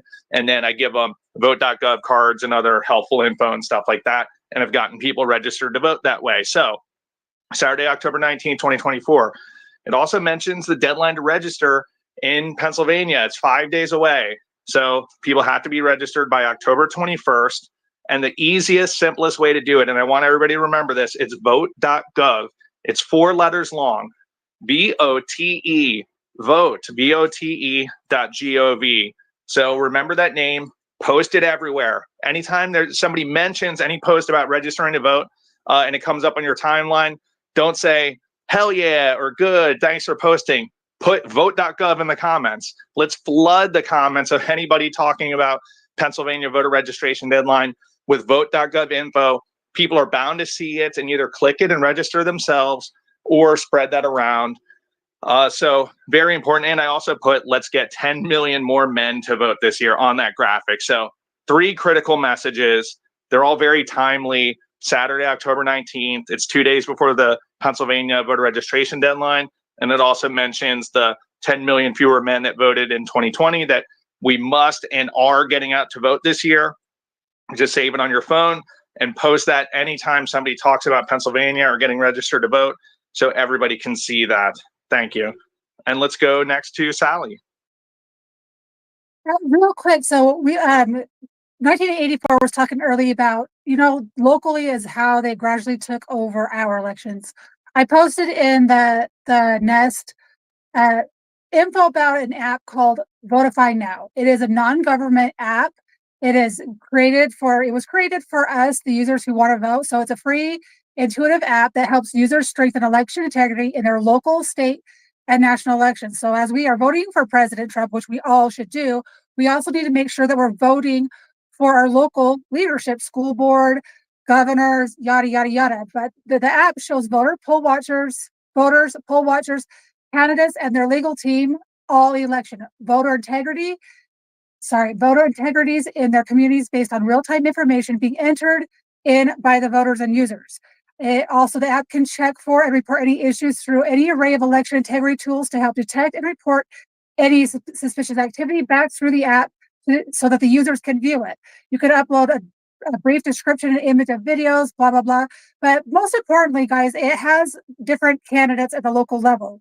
So you can go through and see who is running for the school board, who is running for your city council. You can see, this is what people think about it. You can go do your own research after that. And because when you go, you need to know what bills are they trying to pass? What things are they trying to slip through legislation that the language is, just enough crazy that you don't understand it. And you think, oh, this is going to be a great bill. I should vote yes on it. But it comes out that is something they're changing the language on to trick you into voting for it, and it's going to end up taking away your rights. So I put that up there. I'm actually going to download it tonight. I think it also says, if there's any weather, any blackouts on election day. So it'll just keep you informed. And the whole goal is to get you out to vote. It's a tool to aid you in that, in deciding, which candidates, where maybe you want to vote, where you can drop your ballot off to in your local city area. I just didn't want to forget to bring that to your guys' attention, because I do feel that is still like, how do we get the men out to vote? Because, men get lazy because they're not lazy, they get busy, right? Under the Biden administration, they have to work more than one job to take care of their families. So go download the app, guys. I'm going to do it tonight because I think it's going to be a useful tool for me. Back to you, Postcard. Yeah, absolutely. Thanks for that. And then 1984, if you had something, and then right after I wanted to go to tidbits, but introduce what she's going to be talking about. Yeah, sure. I'll make this pretty quick. In the post, I think it's the first post up in the Nest or the Jumbotron. There's a post that I have in there.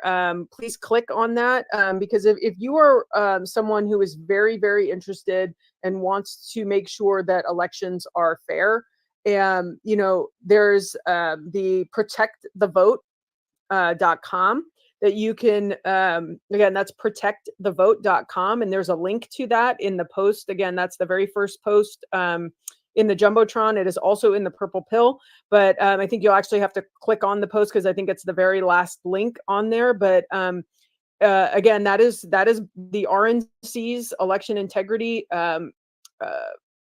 basically website that you can go to. You can volunteer if you want to be a poll watcher. And a poll watcher is basically anyone you're looking for things that abnormalities, and they will train you on what to look for. But they also have election observers, which are the people that count the ballot. So if that's like something that you want to get interested in, or that you are interested in, there are ways that you can get involved right now. And I think last I checked, there were 18 states that they were asking for volunteers for those things, and they're not all in swing states. California was on there, Texas was on there, and obviously the swing states are on there as well. But so there are things that you can be doing regardless of what state that you live in. Again, if you have a passion for election integrity and you want to make sure that our elections are secure, this is how you get involved. So go and volunteer there. For anyone that's an attorney, they're also asking for volunteer attorneys as well. So you can sign up again through protectthevote.com.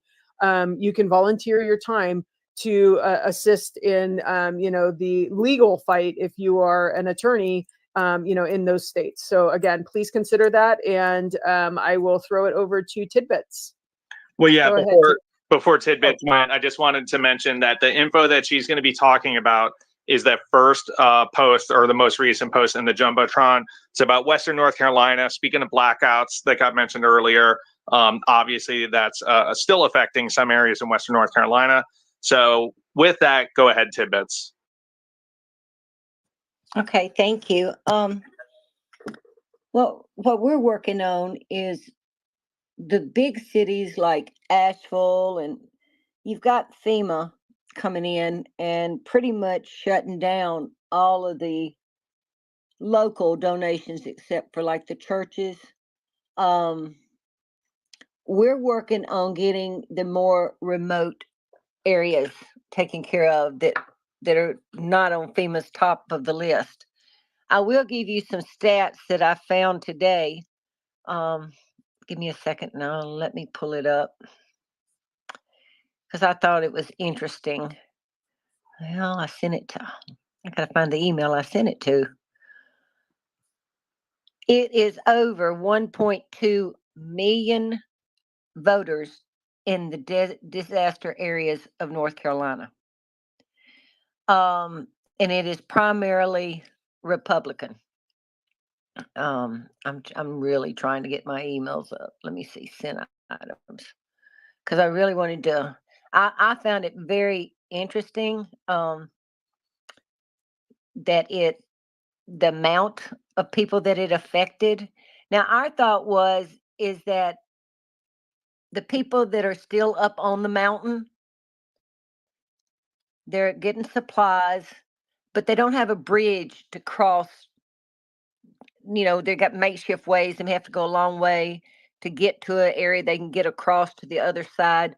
It's where the towns are. So they're not knowing about all the voting information.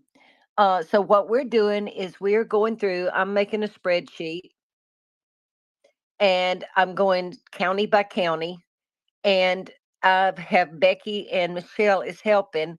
I'm making the spreadsheet. I'm filling out all the information I can find, such as churches, the emails, if they have them. Most of them do not have emails, and then the phone numbers. And what they're doing is they're making a call saying, we've got this information. Would you like for us to send you a poster telling you all about the voting in your area, the new changes in precincts, because some precincts in North Carolina disaster area are not available, so they're voting. They've moved them to other precincts, and we are getting great response. Becky has been getting like, oh yes, thank you, we appreciate that, and we have just been really overwhelmed because a lot of people said, well, they're worried about the disaster. Yeah, but they're more worried about their vote in this one because they are fed up.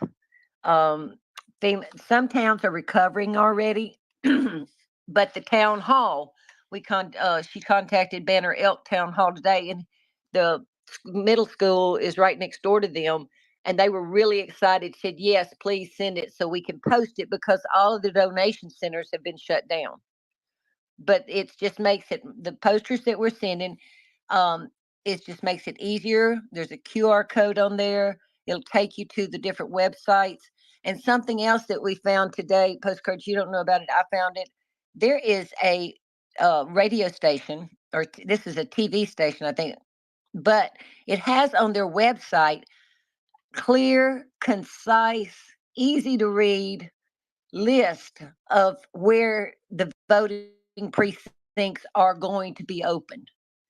And I am going to be making that into its own poster because it's so easy. They don't have to take a QR code or go to a website.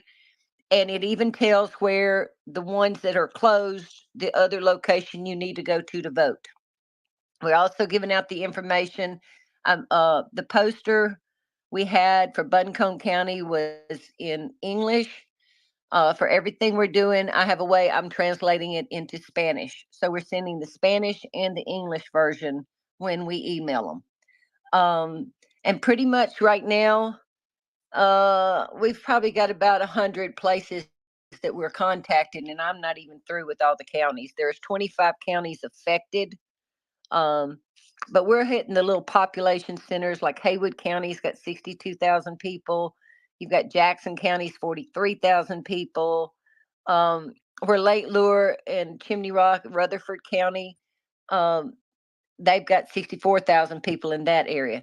But our concern was the people that still can't get down off the mountain. They have Starlink now. So if they can get mail, vote by mail, vote online, or be able to get an absentee ballot when they come down to get supplies. They do have central locations that they don't necessarily all of them have a post office, but they're gathering the mail in one location that people that are affected can go down there and get their mail from this location. So this is the update that we have on North Carolina. We have worked, we did contact people like the pilots that are flying. But one thing that Becky's finding is they say, no, we can't do it. We're just chopping down trees, but go try this place over here. I know they'll be glad. So she's getting information on furthering it out just by calling these people instead of just emailing them. So we're working hard at it. But if anybody wants to help on calling and getting the email address and getting the information out to them, we'll be happy to have some help. Thank you. Yeah, absolutely. So Can I interject real quick, postcards? Just real quick. Is that okay? Yep. So that was Tidbits. I was just talking. I don't know if you've been in contact with Margot in North Carolina. So I have not. You should get in contact with her because she's actually boots on the ground. She's from there. She's been part of this whole entire voting process, for years. She's been part of getting the voting organized. But she's put out a lot of messages. I did get in touch with her and shared that information with her. I'm not so sure she was keen on it, but this is what I wanted to share real quick. Is that she says that she has North Carolina taken care of. Like she's got all the stuff in place. So duplicating efforts, like as Sally, the people we're talking to has had nothing.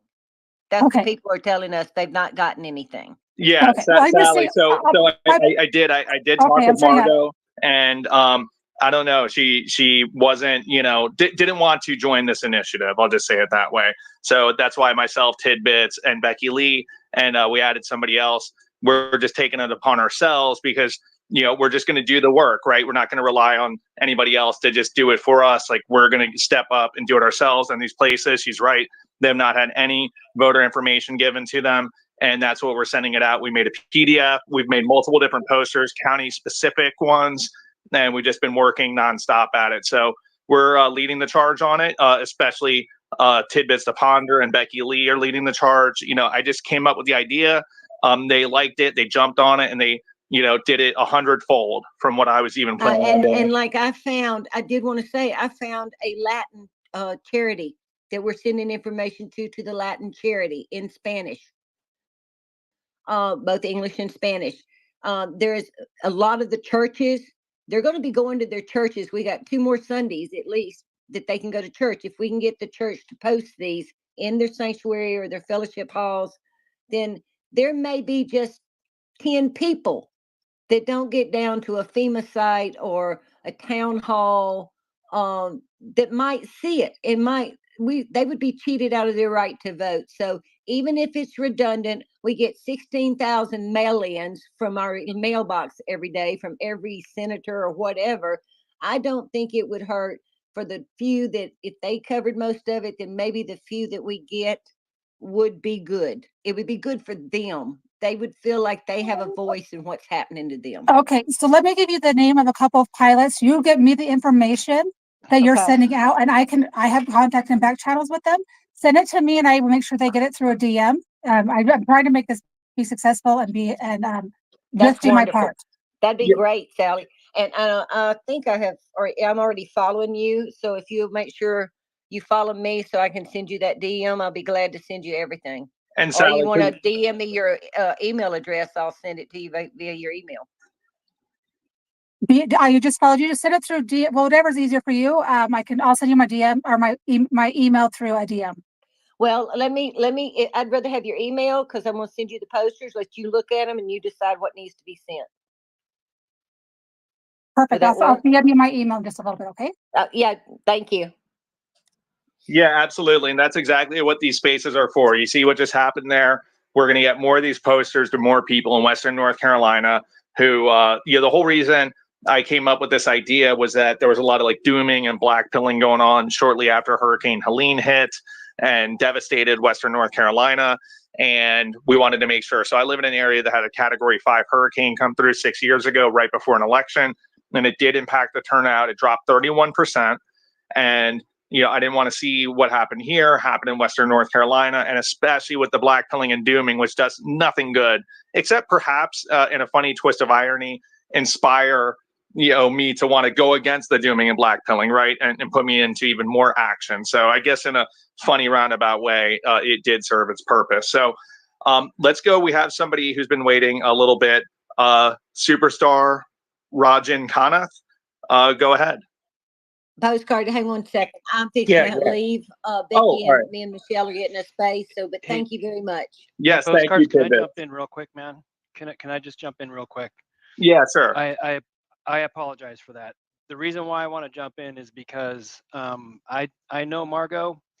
I was on the space with her this morning on the Punch Bowl, and I'm an off-roader, and I heard them talking about how they need ATVs, UTVs to get medical supplies to the folks that are in that area. So while we've been on this space, so I reached out to, I sponsor a NASCAR driver. My company sponsors a NASCAR driver, and I helped get Greg Biffle in touch with some people to do some stuff with the warehouses there.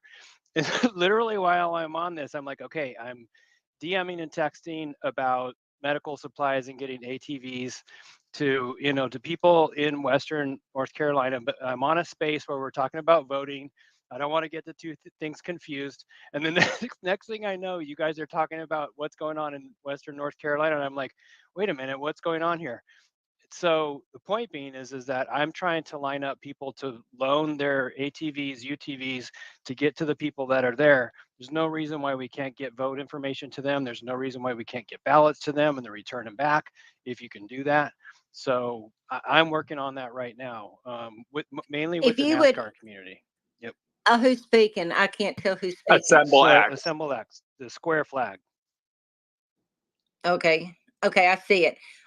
If you would, I'm following you already. If you would follow me and DM me, I will be glad to send you all the information.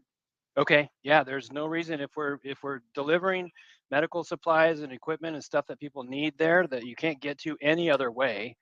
Actually, we were looking for somebody like you. That's why we were trying to get the pilots. This is wonderful. That's exactly what the mule packs. We wanted to put these papers in their relief supplies was the original intention, to try to get them up the mountain where those people didn't even have to worry about coming into town. They got Starlink. So that's wonderful. These vehicles can go where no other vehicles can go. So this is amazing.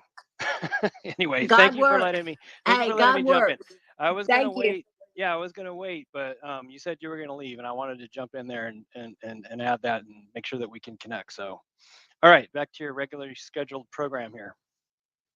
Well, actually, amazing that stuff. was part of the Thank you so regularly much. scheduled programming. So It thank kind you of for was. that. Yeah. I got grandfathered in. Amazing. Absolutely. Well, that's huge. Thank you all so much that are part of that Western North Carolina voter information initiative. So important. And, we made it work despite, initial like obstacles to doing that. And thank you so much for Tidbits for really taking that up. And she has a knack for, the type of methods that she's utilizing. And that's so huge and important. So let's go back to Superstar, I guess he left. So next, we're going to go to Bulldogs for Vivek. Go ahead.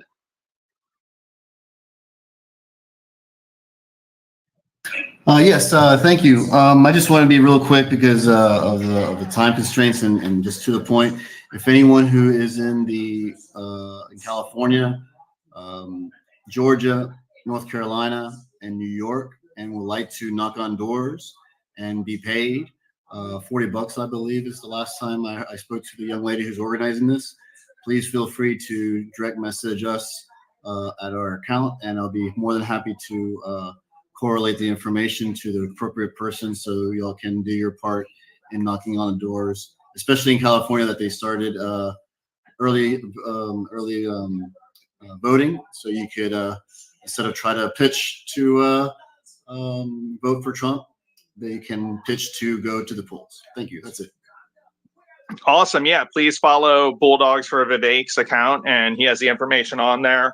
If you can have the time and inclination to do it, get paid $40 an hour to go knock doors and get out the vote for Trump. And I believe part of the people that they're appealing to are the like independent / RFK Jr. crowd to make sure that 80% of them have already come over to Trump and try to get that other 20%.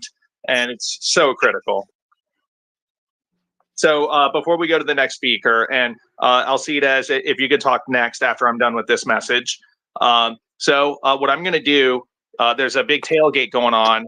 I did talk about this earlier in the space, but I'm going to be driving up to Pittsburgh, Pennsylvania, spend 48 hours, and it's going to cost a few $100, but I'm going to do it because we have to get these vote.gov cards. It was an early initiative with Project Amplify, and we ordered 25,000 business card size pieces of paper that just say vote.gov. They had the vote.gov QR code, and it says register to vote, check registration status, vote on or before November 5th. It's nonpartisan and nobody can really reject it. So, but it's also the easiest, quickest way for somebody to get registered. I did it in person within 24 hours of getting my first box. I was at the Trump store in Panama City, Florida, and a young man was there buying some Trump merchandise. And I was going to give him, 10 of the cards to pass out to friends. And I said, yeah, if you know anybody that still needs to register to vote. And he's like, oh, I still need to do that. And I was like, let's do it right now. And in under 4 minutes, he was registered to vote in Florida, got it done, shook my hand. And I'm like, yeah, take those cards and give them out to everybody and make sure they get registered. The Florida deadline was October 7th. And then also, I've been handing them out everywhere, mailing them in packages to people and stuff, getting them all over all sorts of states, all over the country except the Pacific Northwest. And that's the only reason I say that. That's what comes to mind of the only place I've not sent them to. Nothing against that area, just, haven't done that. And the vote.gov card, I mean, it's just so simple. It's stupidly simple, stupidly cheap. They're 4 cents a piece. And technically, more than one person could get registered to vote with that, right? Somebody could use that card, get registered, and then they pass it to a friend. They can get registered. They could leave it on the table at a truck stop or at Starbucks or McDonald's or wherever, and somebody could get registered to vote in under 4 minutes. And for this last 5 days before Pennsylvania, I implore everybody to please push vote.gov. Even if you're one of these prolific voter registrars who does it all on paper and everything, please just start handing these vote.gov cards out like candy, because for 2 reasons. One, 83% of all new registrations come in through online versus the paper forms. That's one. 2, you're skipping one step. So when the paper form gets filled out, somebody has to take those paper forms or mail them in, and then the office has to get it. And then basically they have to transcribe everything on that paper form, Perhaps there's a scanner. I don't know that does it, but either way, they have to take that paper form and basically put it in on the website. Instead of going through all that, the voter themselves can just type it in. You don't have to worry about handwriting issues or not filling in one of the required boxes. It'll tell you that you still have to fill that in, and then they can get registered immediately in under 4 minutes. So for the last 5 days before Pennsylvania, I'm asking everybody in the group, please spread the message to go to vote.gov. It's so easy to remember. I know there's other websites out there. I know them all, and I know the reasons why they're out there. Swamp the Vote USA and other voter registration, type things. But vote.gov has every state's voter registration website on it. That's all it is. It's a landing page that looks patriotic. It's a US government website. And within 2 clicks, you are on the Pennsylvania voter registration website and you can fill it out. When you do it online, you can fill it out if you have a Pennsylvania driver's license, a Pennsylvania non-driver's ID card called a pen.id card, or just your social security number. So everybody can do it. You can even, put in, send them a picture of your signature. They offer that. Like, they don't do that in other states. So even if you didn't have a state ID, you can do it all through the online voter registration for Pennsylvania. And it's all done through vote.gov. So you don't have to remember long, URL name, state specific and everything. Just send everybody to vote.gov. At this point, like, we just can't worry about like certain projects and stuff that people wanted to do where it's like, oh, well, I really wanted this website to get a lot of traffic and stuff.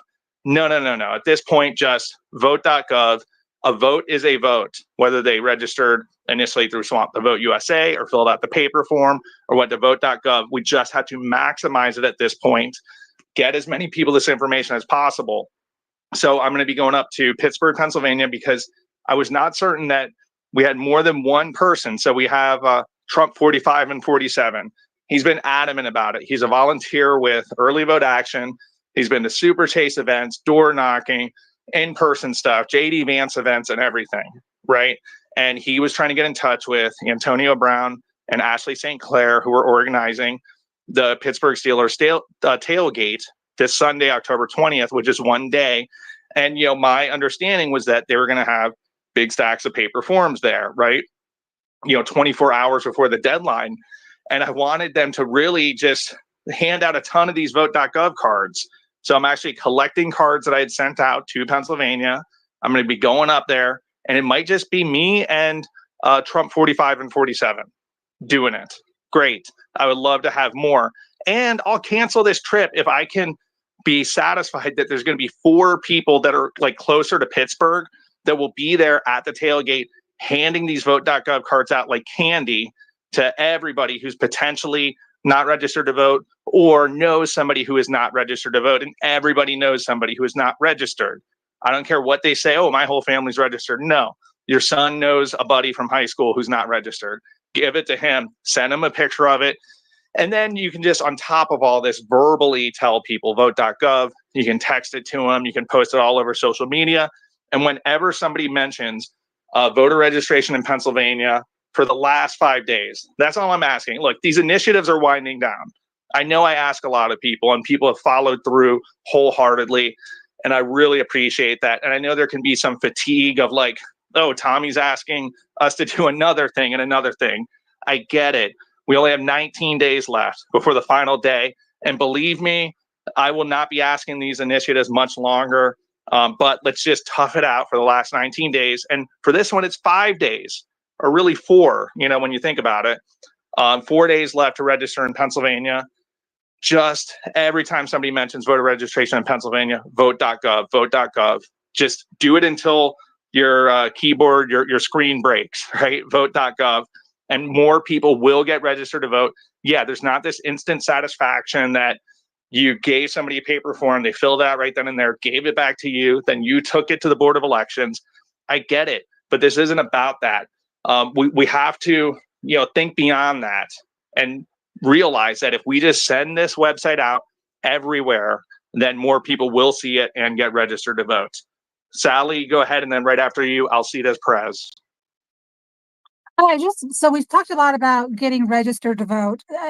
You said you were going to go for 2 hours, and I don't feel like we've talked that much and have ideas of how we are going to get the men out to vote. We know why they don't vote, but are we going to spend some time talking about how to get, ideas to get men out to vote? Yeah, absolutely. And Alcides is going to talk about that right now. Alcides, please mention how you, right there in Northampton County, Pennsylvania, are getting men out to vote. All right. Well, Alcides, I guess he might be away from the mic. So, yeah, for this last 10 minutes of the regularly scheduled space, and then afterwards we can chat and talk about whatever. We can even talk about the interview and stuff. But so to fix the problem of men getting out to vote, there's different strategies, different tactics. Another reason why some of the men don't vote, they're not as good with dates and deadlines and stuff like that.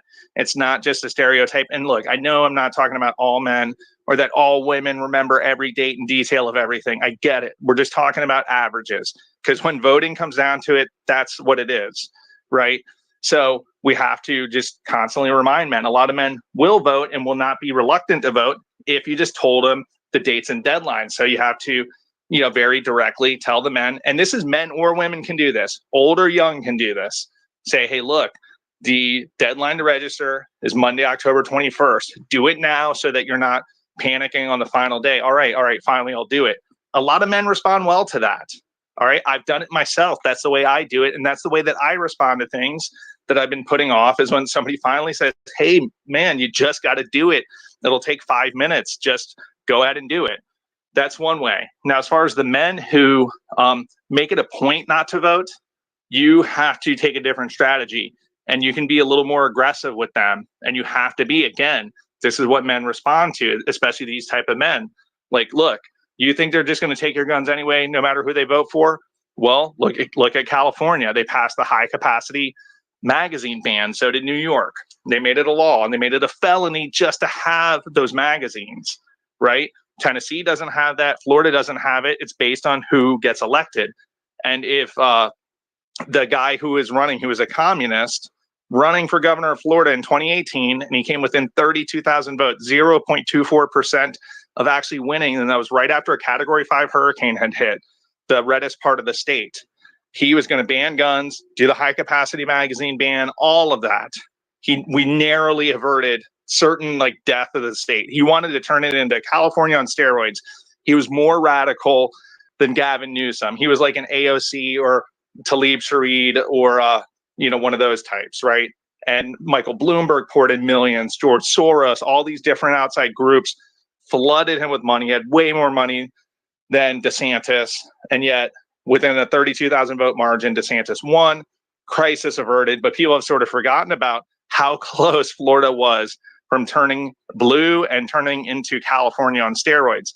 So voting matters. It absolutely matters. And who gets elected matters. No, if you put the right people, they will not take your guns.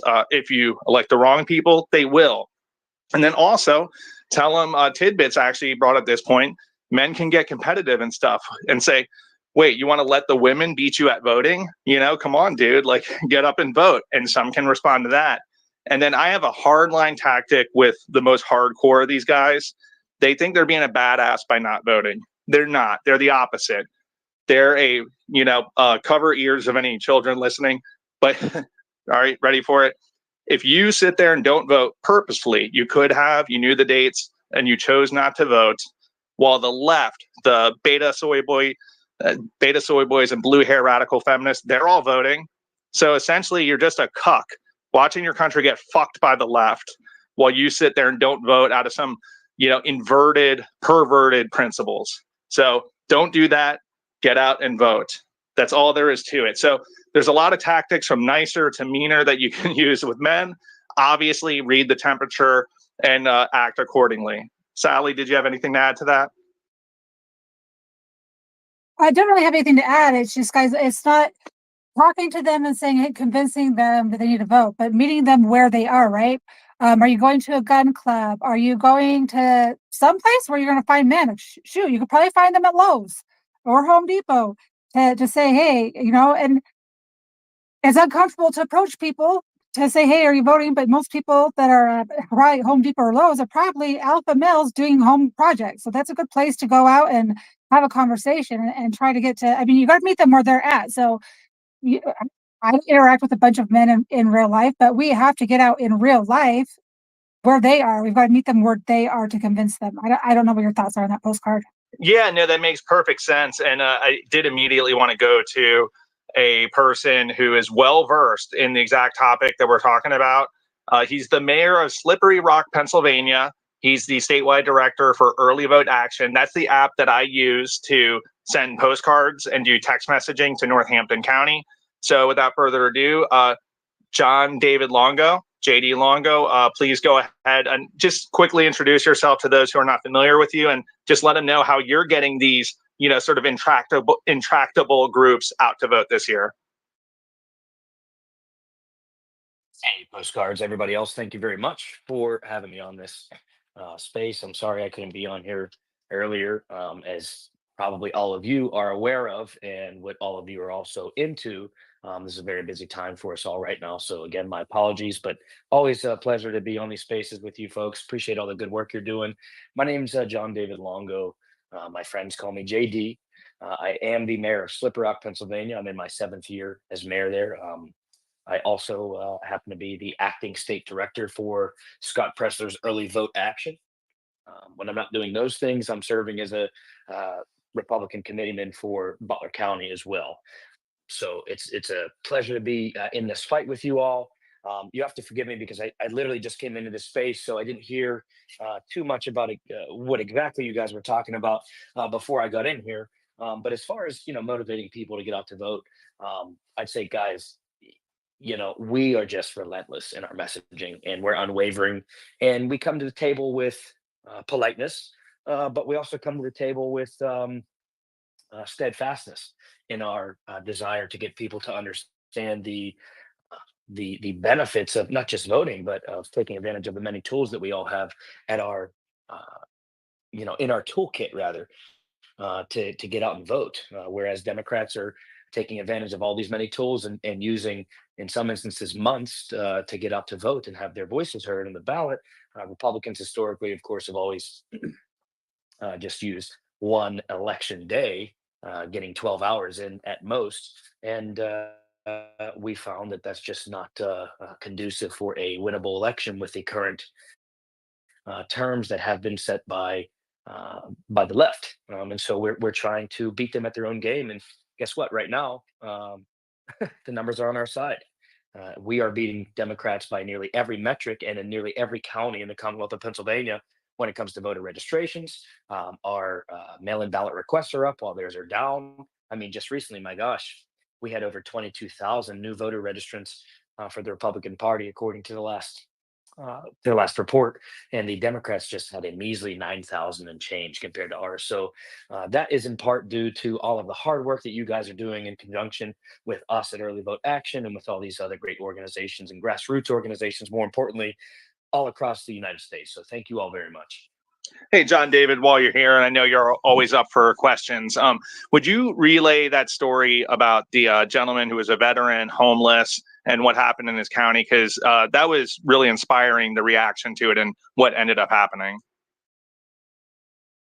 Yeah, I'm glad to tell you that story. And for those of you who might be unaware, earlier today, our friend Scott Pressler took to X to let everybody know that there was a gentleman who described himself as a homeless veteran who was looking to register to vote in Mercer County. That's just north of Butler County in Western Pennsylvania. The line is about 7 miles away from me in Butler County. That's where Slippery Rock is in my home. So I did some investigation, some snooping around. I got on the phone with the chairwoman of the Mercer County uh, commissioners, and we had a long talk. I told her what I thought was going on, what information I had gotten from Scott, which is exactly what you guys all knew from the beginning, that somebody who had described themselves as a homeless veteran was trying to register to vote but was turned away. And after having a long conversation with that commissioner, I connected that commissioner to Scott Pressler. We had a three-way call. We talked about what the options were. She said that she would, at the end of that call, she said she would personally escort that gentleman or meet him and escort him into the Bureau of Elections to get registered to vote. Now, I don't know if he's actually gotten the registration done yet, but I do know that I do know that commissioner did hold up her end of the bargain, and she did meet him and take him into the Bureau of Elections and got that process started. Um, so that's where we're at right now. Thank goodness that Scott heard about it. I'm glad that I was able to be in a position to connect Scott with commissioner just north of my home, somebody I know personally, to get her involved to uh, get involved with her Bureau of Elections to make sure that that we were doing what we could within the bounds of the law, of course, to make sure that this individual is given an opportunity to have his voice heard on the ballot. Yeah, absolutely. I love the reaction to it. And, obviously disappointed, but not surprised when I heard that he gotten turned down, just waved away without them trying to help him get registered. Right. So instead of like, okay, well, here's how we can get you registered, it was just like a nope, we're too busy. We don't want to bother with allowing you to have your voice heard in this election. And I have found varying degrees of, incompetence, I guess, when you call these different counties in Pennsylvania. So, yesterday, and I know you're familiar with this, JD, they still listed 5 counties as not having ballots available. I called 4 of them, and they all, in fact, do. And the one gentleman, you might know him in Columbia County. At first I thought I figured he thought I was mad at him, but I wasn't. I just wanted to know, did they have the ballots available so we can go and post and say, yep, Columbia County, you're good to go.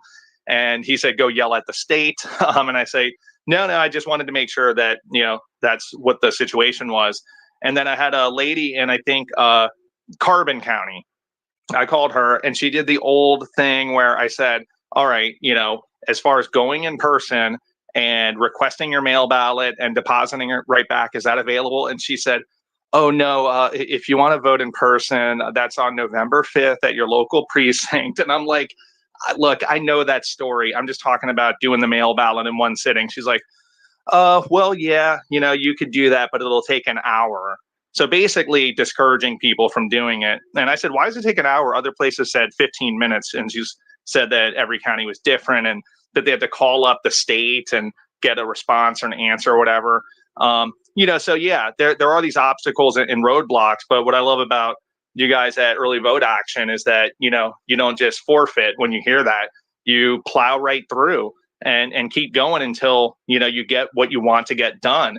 And that's like exactly what everybody needs to be doing, right? You are going to have these boards of elections that give, like incorrect information or that are incompetent or don't know the answers, or more than they do about the voting process and stuff, but you just want an answer to a specific thing and they don't even know what you're talking about.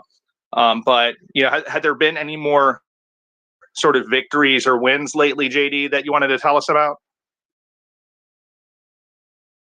Can you say that one more time? I'm sorry, but your Yeah. audio cut out for me for some reason.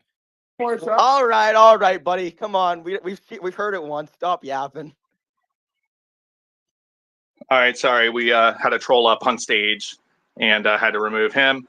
Was there any more like victories or wins, like as far as the counties and the processes, like Luzerne County, how are they doing on processing those applications?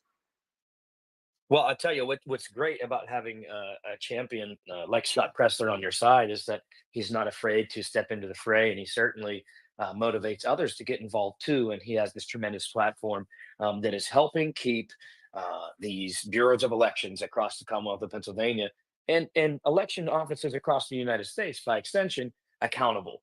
So, as far as like Luzerne and those, excuse me, those other places, you have to forgive me, guys. I'm actually a little bit sick, but like you guys, we're just, we're trudging through it.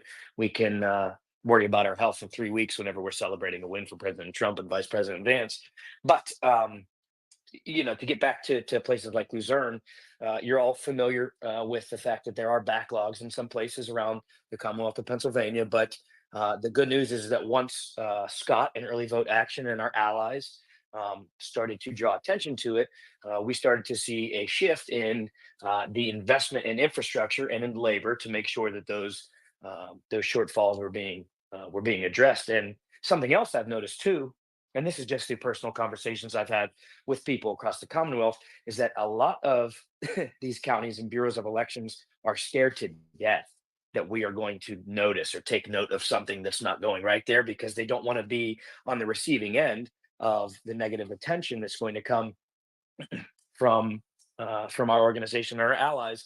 And of course, it's not negative attention just for the sake of being negative, right? Like, you and I are actually fighting for the sake of our country. I don't know about you guys, but I have a Hey, daughter. John David, buddy.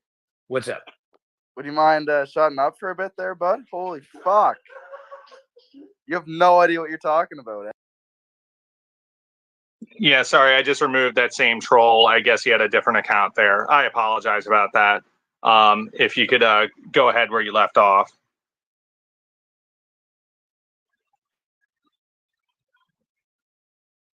Can you hear me okay? Yes.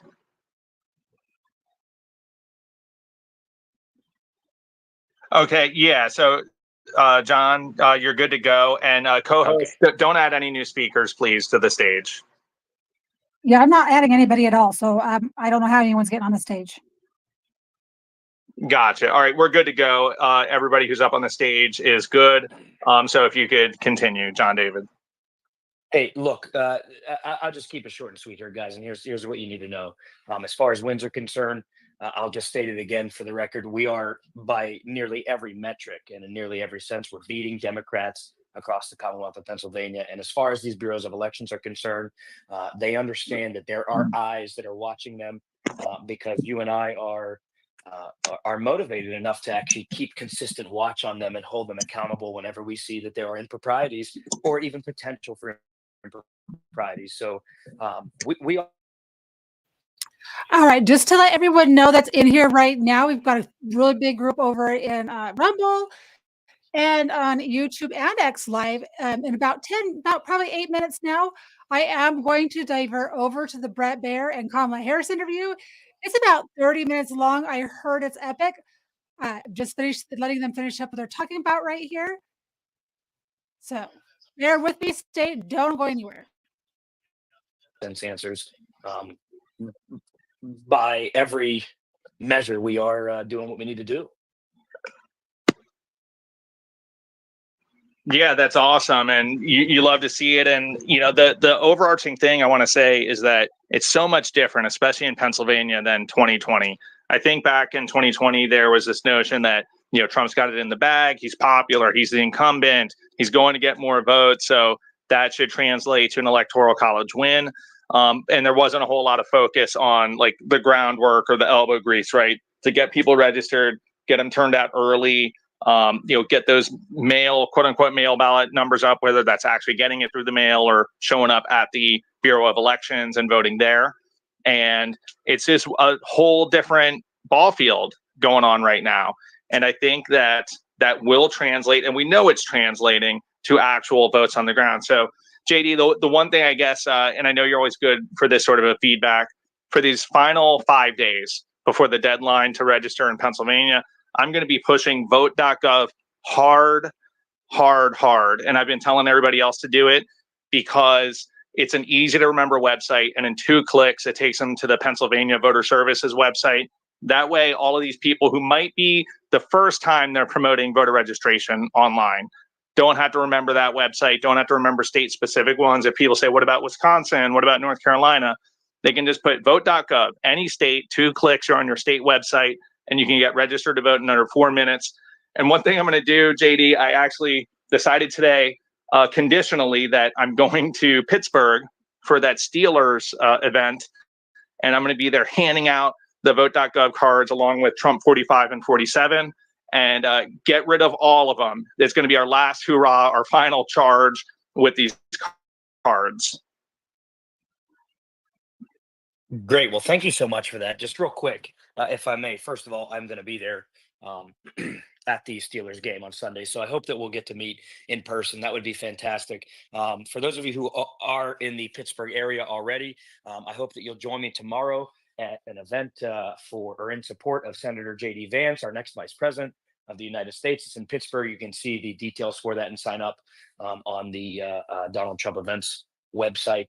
Don't forget too that in Latrobe at Arnold Palmer International Airport, we are going to have the pleasure of seeing President Donald J. Trump return back to the Pittsburgh area for another glorious rally.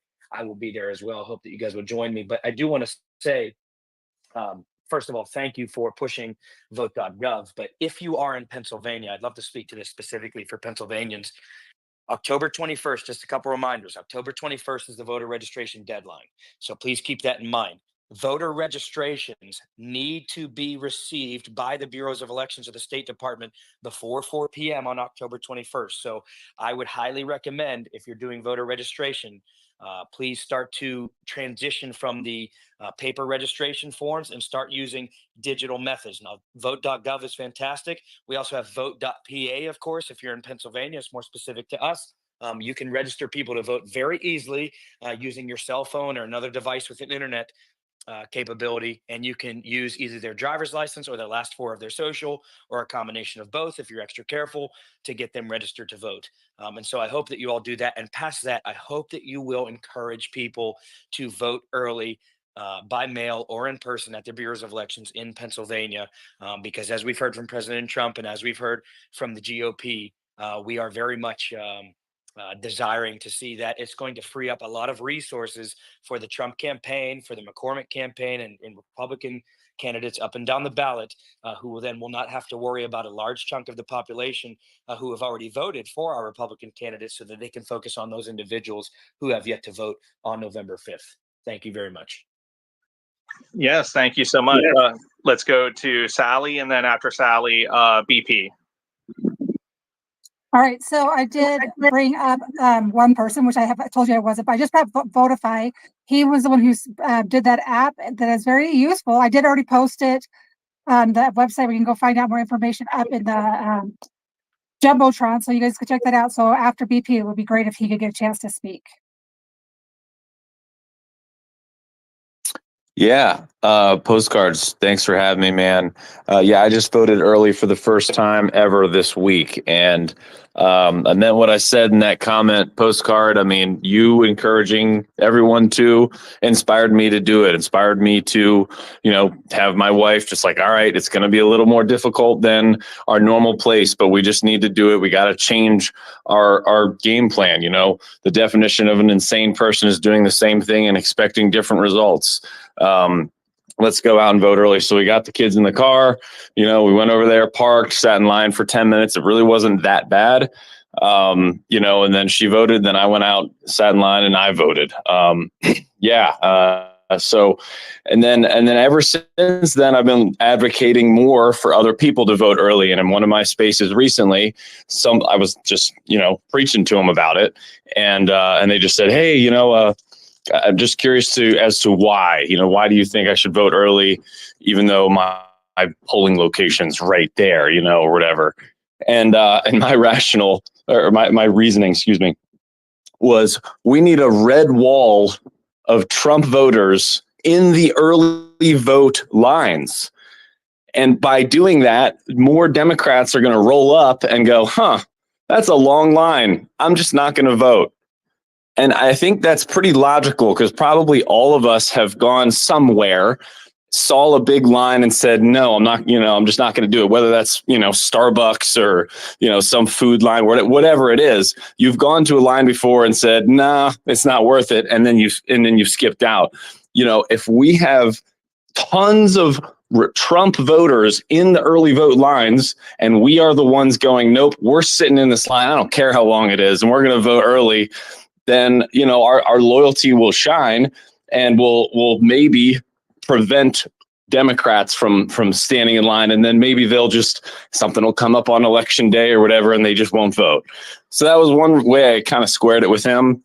And I think I got him to, come around, and maybe he'll pass that message along too. So anyway, yeah, thanks for having me, Postcards. Really appreciate it. Yeah. I love your message, BP. Go ahead. I love it. Yeah. Yeah, sorry about that. I love your message, BP, because not only did you vote, not only did your wife vote, but like you took your kids with you and you showed them that this process is important. And, and that is so key going forward, is that we have to ingrain it in our children, in our young people, that, like, this is important. And so thank you for doing that. You made it like a family event. Amazing. Thank you so much. Like, fabulous stuff. Well, the first thing I was going to say from that story was that they should have a child swap there, so the husband and the wife don't have to wait twice. But that aside, another great aspect that we didn't talk about for voting early, even for the high propensity voters, right, is that you're making a statement when you go out and do it, and people see this massive wave of Trump voters going to vote early, that will resonate and get these low propensity voters to go and do it too. If the message is, oh, no, just wait until election day because our voters who always vote are going to go and do that, then, that message gets sent to the low propensity people too. And they think, okay, well, that's what everybody who's voting for Trump, they're all going on the final day. I guess I'll do that. And then lo and behold, they don't end up voting, which we saw in Pennsylvania. 21% of Republicans who had requested mail ballots never turned them back in. And they were getting messaging like that and like others, both, genuine, you're genuine hearted and subversive. Absolutely. And we can't have that. And we're not having it. And with, EVA, the PA Chase, TP Action, Trump Force 47, and just individual people texting all their relatives and neighbors and coworkers and knocking their own doors in Pennsylvania, we are not going to have that 79% rate again this year. It's going to be 95% or possibly even higher. That's what we want to see. So let's go ahead to Votify. And Votify, if you could, just briefly introduce yourself, but then also talk about how we're getting more people out to vote and vote early this year, and men in particular. Well, yeah. By the way, thanks, Postcard. I appreciate all the support over the past month or so. You guys are doing great work. And Sally, thanks for notifying me. I sent you a DM back. So Votify now, anybody can learn about. We basically we're an app that's been around for about 4 years. We were widely used in the midterms. And when I say an app, I'm not talking about a website. It's an app that's live on the App Store and the iPhone for iPhone and Google Play for Android. And by the way, you guys, I've got a hard stop here at 8:55. I agreed to do a Zoom, nationwide Zoom call at 9. So I'll land my plane pretty quick. But again, appreciate the support. Votify Now, anybody can check out votifynow.org and read our news and interviews. You guys will see that we've been endorsed by Gateway Pundit. I just did a piece with Real America's Voice, Cowboy Logic. That's, I think, on my profile, and on Washington Times. So we've been around for a few years. We've been vetted. And here's the way the app works. I'll be real quick, you guys. Anybody can report an incident and then add a picture, video, hit the location button. It automatically GPS locates you, where the incident happened, date, time. You hit submit, and that's all the user, the voter, poll watcher, whoever. That's all they need to do. The incident then comes into our secured servers. By the way, we keep everything extremely secure. Also, we take no donations. I should add that. Everything's free. But getting back to the flow, the incident comes into our secured database, gets looked at by our AI, which we've been training for over 2 years, strictly on looking at election incidents, what is nefarious, what's harmless, what's a false flag. And then where we are different than anybody else, within 60 seconds, that incident goes from you viewing it and reporting it on Votify Now. It goes live but on the app that anybody across the country can view. As long as they have the app, they can go view all the incidents live, and up comes a map, and you'll see the incident that you reported within 60 seconds. And we have load tested about 2,000 incidents per minute. I don't quite know what happens at 3,000 a minute, but we'll find out, I guess.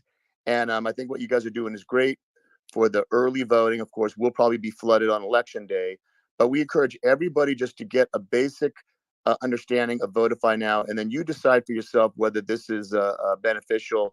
But when you go to votifynow.org, it has the download links. Also, I encourage everybody to watch the explainer video. It's only about 1.5 minutes. And then the training video is about 1 minute to just show you how the technology works and then how to use.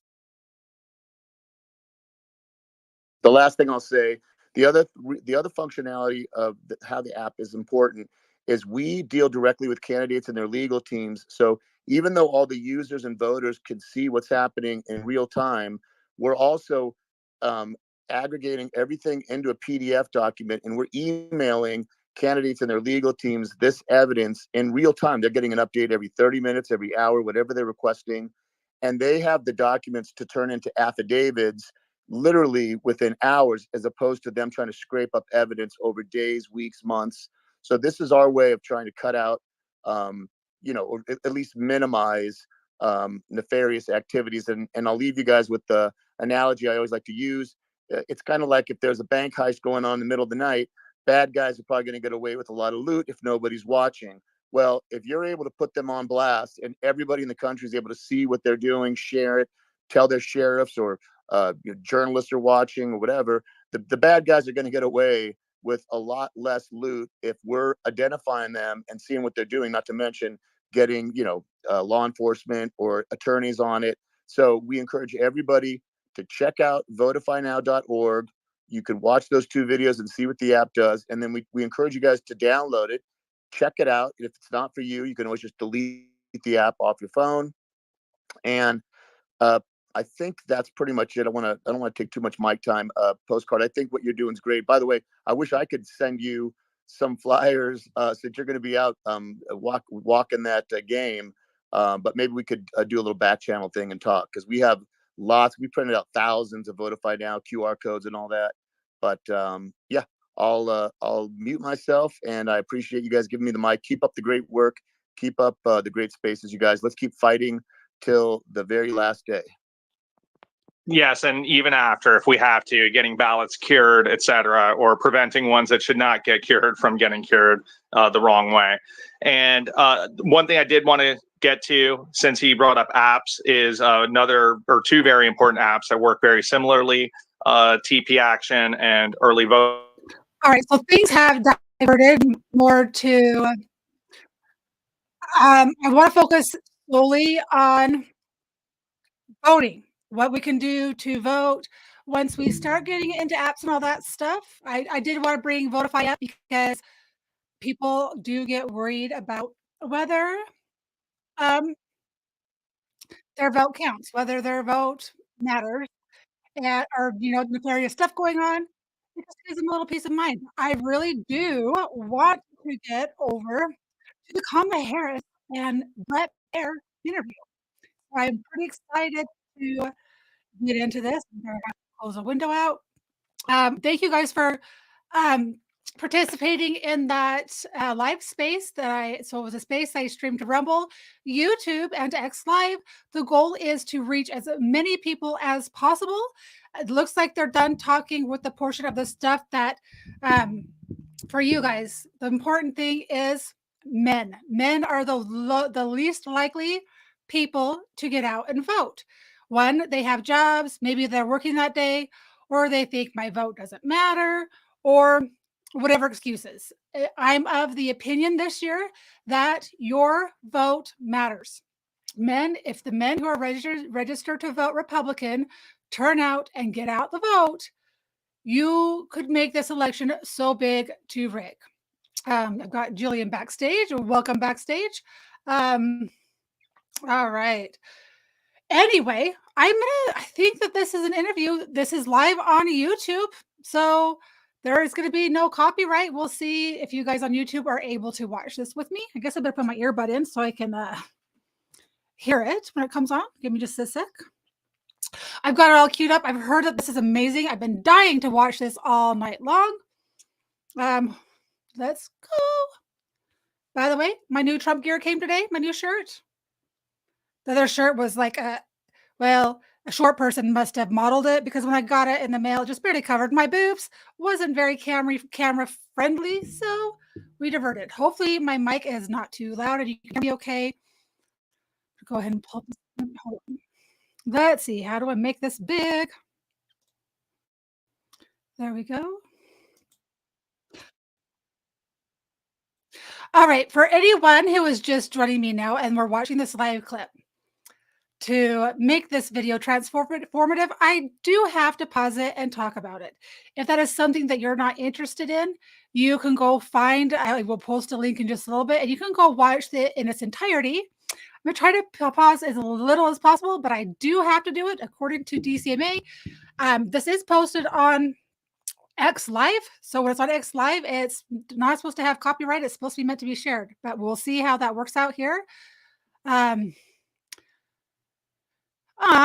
gave me $5 for the shirt. You're so sweet. Ford, you're amazing.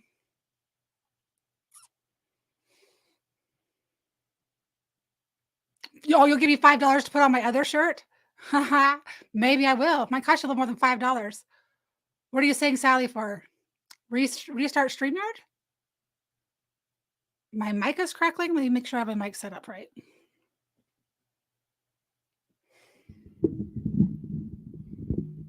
All right, guys, apparently I've got to restart StreamYard, so give me just a second. I never know if it's me or if it's Julian, because if everyone else is having hearing issues, well, we'll just do a quick reset.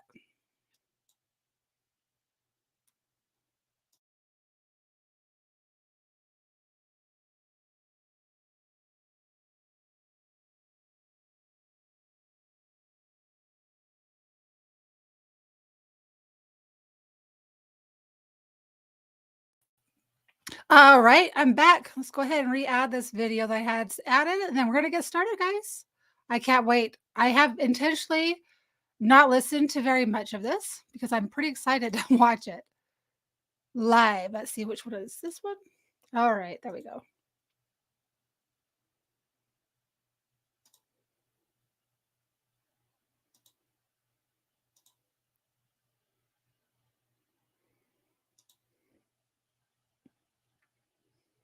What's up, David? Hopefully the mic sound is better. Is that better for you, Julian? All right, so hopefully, maybe I'll sit a little bit further away. Let me check, make sure I don't have my gain too high. One sec. The settings are normal, so hopefully it's gone away. Okay, it's much better. Perfect. Reset, we'll do that. I did close some windows as well. All right, guys, who's ready for this? I am. Thank you. It's good to be with you, Brett.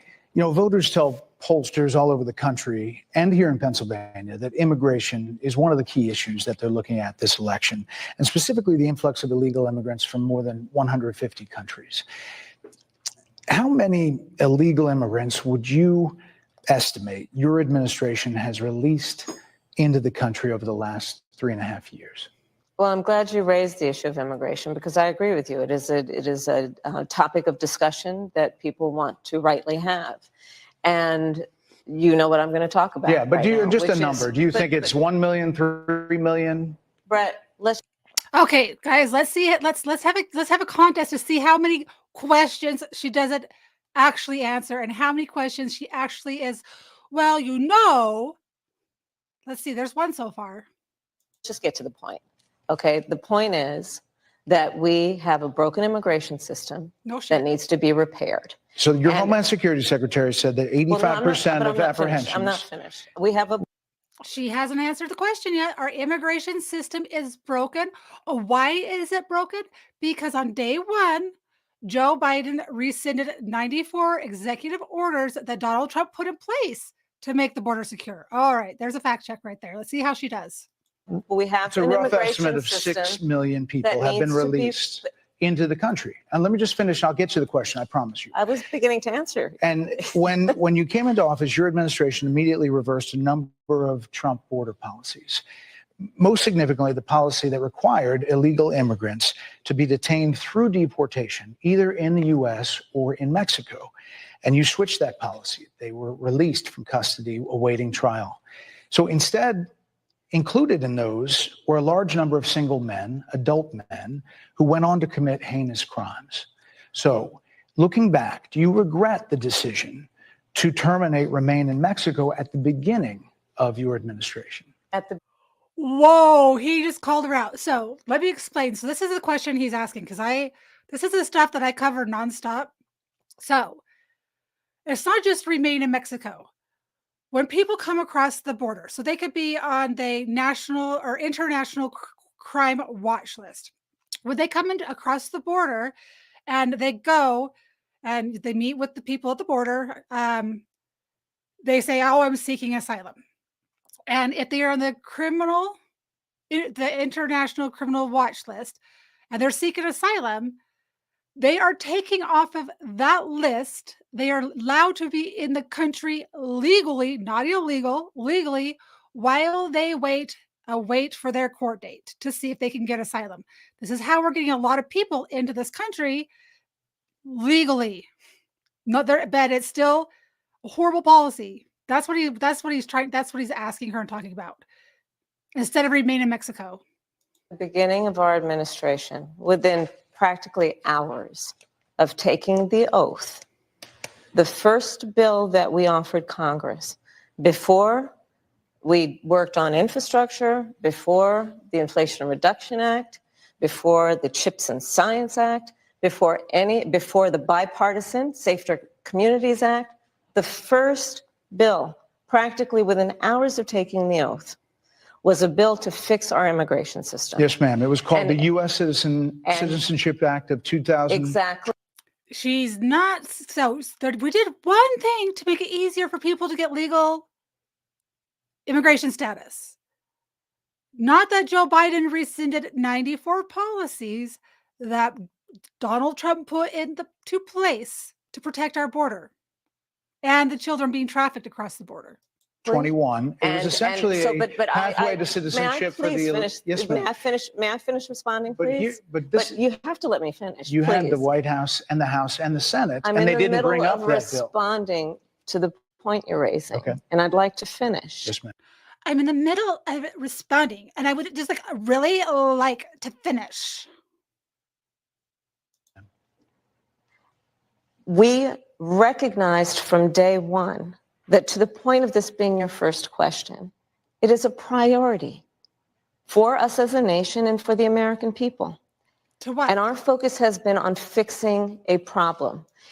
A problem that you and Joe Biden caused. Thank you. And from day one, then, we have done a number of things, including to address our asylum system and put more resources, getting more judges, what we needed to do to tighten up penalties and increase penalties for illegal crossings, what we needed to do to deal with points of entry between border entry points. That's the work we did, and we worked on supporting what was a bipartisan effort, including some of the most conservative members of the United States Congress, to actually strengthen the border. Okay, so that bipartisan bill that she keeps bringing up, guys, was a package to send aid to Ukraine, to Israel, Thailand, was it Japan? Japan. So there was an aid package lumped into that, right? We, the American people, were sick of aid being sent to Ukraine. Also, and there was a piece of language, and I'll see if I can find the clip that I have, I have a PDF site saved that shows. So along with this border bill, that was bipartisan. What it was going to do is it was still going to allow a certain amount of gotaways every single day. I think it was 5,000, or was it reached a certain amount? They'd pause it for a minute, but they were still going to let a certain amount of people come into the United States. So it would still be a steady flow of immigration into our country. Number two, what it would do is there was a clause that would make it so that the president of the United States could not, by executive order, put controls at the border. So if you take those things into consideration, and this is a talking point that the left keep making, is, well, there was a bipartisan bill. Well, sure there was. And we know there's a bunch of rhinos in our, it was Taiwan. Thank you, PDS. Didn't think it was Japan. Yeah, it was Taiwan, not Thailand. But anyway, guys, there is rhinos in our government. There is a uniparty faction in our government. So anyone who did sign off on that border bill and that was for it, I wouldn't vote for them in a million years. That border bill would have put 1,500 more border agents at the border, which is why I believe the Border Patrol agents supported the bill. It would have allowed us to stem the flow of fentanyl coming into the United States, which is a scourge affecting people of every background, every geographic location in our country, killing people. It would have allowed us to put more resources into prosecuting transnational criminal organizations, which I have done as the Attorney General, former. What about, so she mentions fentanyl. She doesn't mention the 325,000 children that are missing, that are either sold to do various things. I forgot I was on YouTube for just a minute. My goodness, the things I forget. Yes, so you guys know that there's 325,000 missing children. Just remembered why I don't stream on YouTube.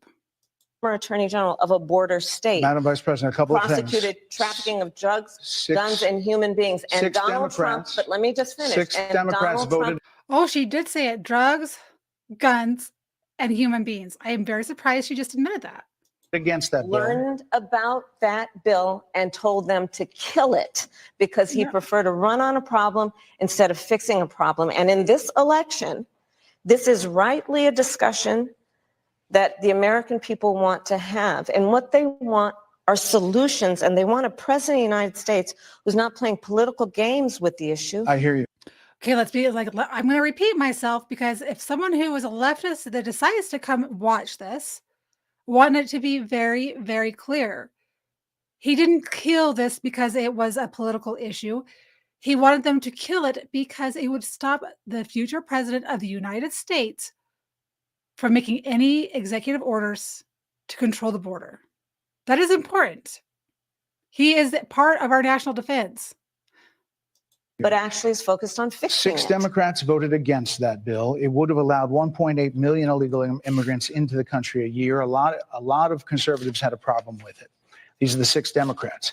But more importantly, back to the original premise, Jocelyn Nungari, Rachel Morin, Laken Riley, they are young women who were brutally assaulted and killed by some of the men who were released at the beginning of the administration, well before a negotiated bipartisan bill.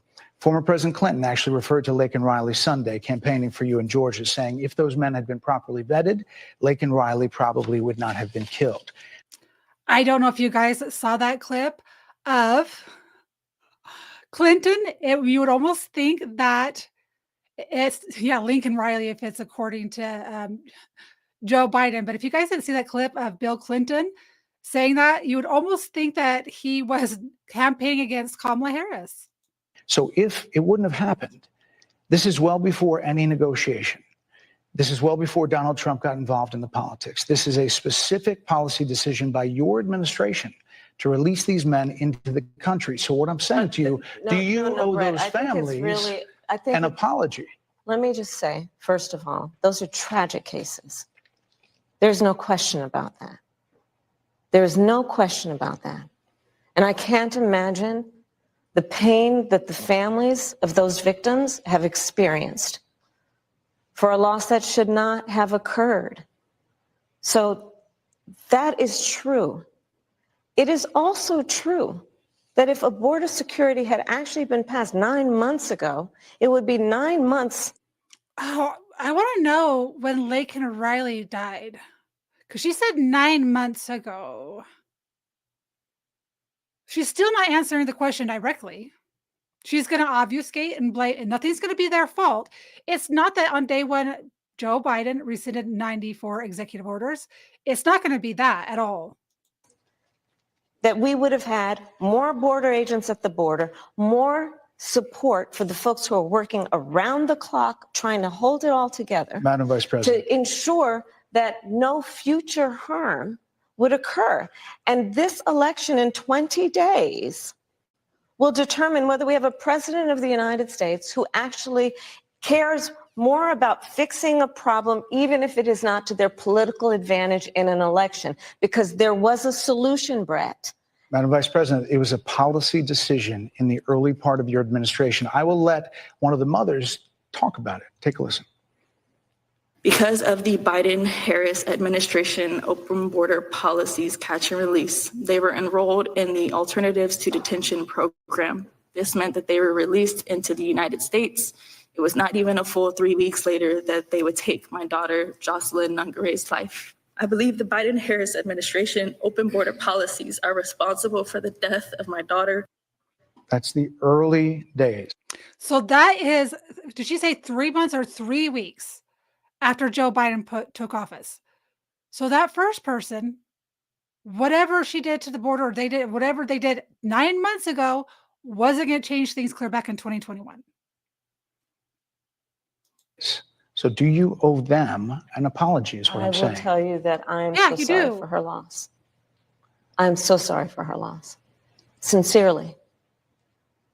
But let's talk about what is happening right now with an individual who does not want to participate in solutions. An individual who doesn't want, oh my gosh. Oh, by the way, guys, we should be watching right now for her accent. How many accents? Right now, it doesn't really seem like she has her Southern drawl going on right now. Let's see if it switches a bit through this interview. Let's talk about that as well. But do you want to answer in all her? fairness, I told you, I feel awful for what she and her family have experienced. During that time, you said repeatedly that the border was secure. When in your mind did it start becoming a crisis? I think we've had a broken immigration system transcending, by the way, Donald Trump's administration even before. Let's all be honest about that. Let's all be honest that it transcended before President took office, but he did have a policy in place where he had rapid DNA testing to make sure that children didn't go with kidnappers across the border. And every time that people try to blame Donald Trump for separating their families, what he really was doing was taking kids away from their kidnappers, and he put that in place and we took it away. But that's Donald Trump's fault. I have no pride in saying that this is a perfect immigration system. I've been clear, I think we all are, that it needs to be fixed. We need more. I was just down at the border talking with border agents, and they will tell you, and I'm sure you probably, I know you investigate and you are a serious journalist. They will tell you, we need more judges. We need to process those cases faster. We need the support for those cases that should be prosecuted. They need more resources, and Congress ultimately is the only place that's going to get fixed, Brett. Well, that's how this system works. That's the premise of this question. But There were that's how the 90 system plus works. executive orders that were rescinded in the first days. Many of those were Trump border policies. I'm not going to stay here because there's other things to talk about, but you frequently talk to the Border Patrol Union for support of that bipartisan bill, and they did. They supported it. But they also just endorsed Donald Trump and said, you've been, quote, a failure with border security. Why do you think they said that? I think they're frustrated, and I get it. Yeah, they're frustrated because you suck at a vice president, and Joe Biden really sucks because we are sick of paying double at the grocery store. They're frustrated because you're a terrible leader, and Joe Biden doesn't exist. I don't even know if when he's on camera, if that's really him anymore. It's kind of, I don't know. They want support. They want support, and that's what that border security bill would have done. These guys down at the border, these men and women, they're working hard. They're working around the clock. I get it. There's a lot of people that look back. If you guys have not seen this, What is Treason on thisistreason.com, or seen A Line in the Sand by James O'Keefe, there's a border agent that breaks down in tears at the end because he's watched all this stuff come into the country. There's border agents that knew what it was like under Donald Trump, lasted 1 year. J.J. Carroll comes to mind. Made it 1 year, quit, wrote a book, went back, and the border crossings were even more organized than the previous year. So the border agents are overworked? No, they're demoralized because they're told to let people in. They're not allowed to do their job. That's why they're frustrated. And what you said in 2019 when you first ran for president. And there have been changes, and you've talked about some of them. When it comes to immigration, you supported allowing immigrants in the country illegally to apply for driver's license, to qualify for free tuition at universities, to be enrolled in free health care. Do you still support those things? Listen, that was 5 years ago, and I'm very clear that I will follow the law. I have made that statement over and over again, and as Vice President of the United States, that's exactly what I've done, not to mention before. If that's the case. So she's going to follow the law. So that means that she could still try to pass the law and make it law, right? you chose a running mate, Tim Walz, who governor of Minnesota, who signed those very things into state law. So do you support that? We are very clear, and I am very clear, as is Tim Walz, that we must support and enforce federal law, and that is exactly what we will do. So decriminalize. So she says she will support federal and criminal law. Does that mean they're not going to try to pass bills or make executive orders to make certain things illegal? Border crossings, like you said in 2019. I do not believe in decriminalizing border crossings, and I've not done that as vice president. I will not do that as president. So these are evolutions that you've had. But let's be very clear. I'm the only person who's running for president who has prosecuted transnational criminal organizations, from the Sinaloa cartel to the Guadalajara cartel to people who have trafficked in guns, drugs, and human beings. I have spent a significant part of my career going after people who present a threat to the safety of the American people and cross. By the way, I do know that there are people currently looking on Twitter. They are trying to find, I think they're paying anyone that can find any videos or any evidence that Kamala Harris actually stood in a courtroom, actually litigated and prosecuted people. So if there was any kind of prosecution or anything like that, it would have been a deal. But that so far, people are still looking. So guys, if you're out there and you have any evidence that Kamala Harris has actually prosecuted these gangs, I would like to know, because, you know, be good to know. Our border with the intent of doing us harm and cross our border illegally. And I will do that work as vice president. I take that work quite seriously. This is a time when voters, especially here in Pennsylvania, are inundated with commercials and ads. They just want it to stop because it's every commercial. But many of them add noise, but a few of them seem to break through. This particular one from the Trump campaign has gotten a lot of attention. Kamala supports taxpayer-funded sex changes for prisoners. Surgery for prisoners. Every transgender inmate in the prison system would have access. Why would we? The only reason why I could see that they are performing transgender surgeries on people in prison is to experiment on them, because they experiment on prisoners all the time. And without being told that they may die or contract diseases, they do it all the time. So are you still in support of using taxpayer dollars to help prison inmates or detained illegal aliens to transition to another gender? I will follow the law, and it's a law that Donald Trump actually followed. You're probably familiar with, now it's a public report, that under Donald Trump's administration, these surgeries were available on a medical necessity basis to people in the federal prison system.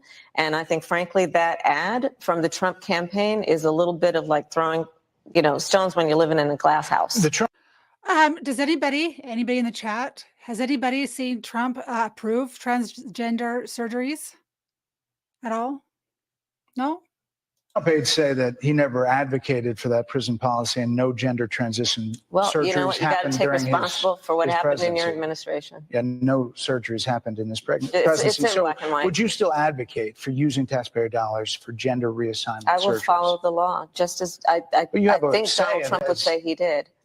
So she's saying that she's going to follow the law, guys. So if someone presents a law to her that either passes Congress, maybe she'll do it through executive order. I would not put anything past her. She's saying over and over that she will follow the law. She's not saying that she won't pass a law or put a law in place that'll allow this to happen. You would have a say as president. Like I said, I think it's he spent $20 million on those ads, trying to create a sense of fear in the voters, because he actually has no plan in this election that is about focusing on the needs of the American people. Whereas at $20 million on that ad, the needs of the American people, paying for transgender surgeries, how does that fulfill the needs of the American people? The money that she's spending with our taxpayer dollars to perform these transgender surgeries could be going to North Carolina. because FEMA funds have been redirected to other things like migration. An issue that, as it relates to the biggest issues that affect the American people, it's really quite remote. And again, his policy was no different. Look at where we are, though. They say it On was plans for different, the but American we'll move people, on. I'm offering a plan to deal with affordable housing. I'm offering a plan to deal with what we need to do to strengthen small businesses, which are the backbone of America's economy. I am offering a plan that is about taking care of young parents. Affordable housing, giving people a $25,000 grant is not affordable housing. What that is going to do is cover the taxpayers, and it's going to up our debt. It's going to up inflation. We're going to get taxed more. We're going to be without more money. We have 20 million illegal immigrants right now.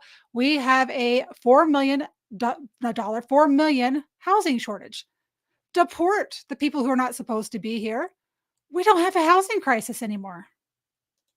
And giving them the support they need. My plans for the economy will strengthen the economy, as have been reviewed by 16 Nobel laureates, Goldman Sachs, Moody's, and recently the Wall Street Journal, which have all studied our plans and have indicated my plans for our economy would strengthen our economy, his would make them weaker, Why do you would think more ignite people inflation and invite a recession by the middle of next year. Those are the facts. Why do you think more people say they trust him on the economy than they trust you? I think that when you look at an analysis of our plans for what we would do as president of the United States, it has been clear to those who study and understand how economic policy works that moving forward, because I do believe the American people are ready to turn the page on the divisiveness and the type of rhetoric that has come out of Donald Trump. People are ready to chart a new way forward, and they want a president who has a plan for the future and a plan that is sound and will strengthen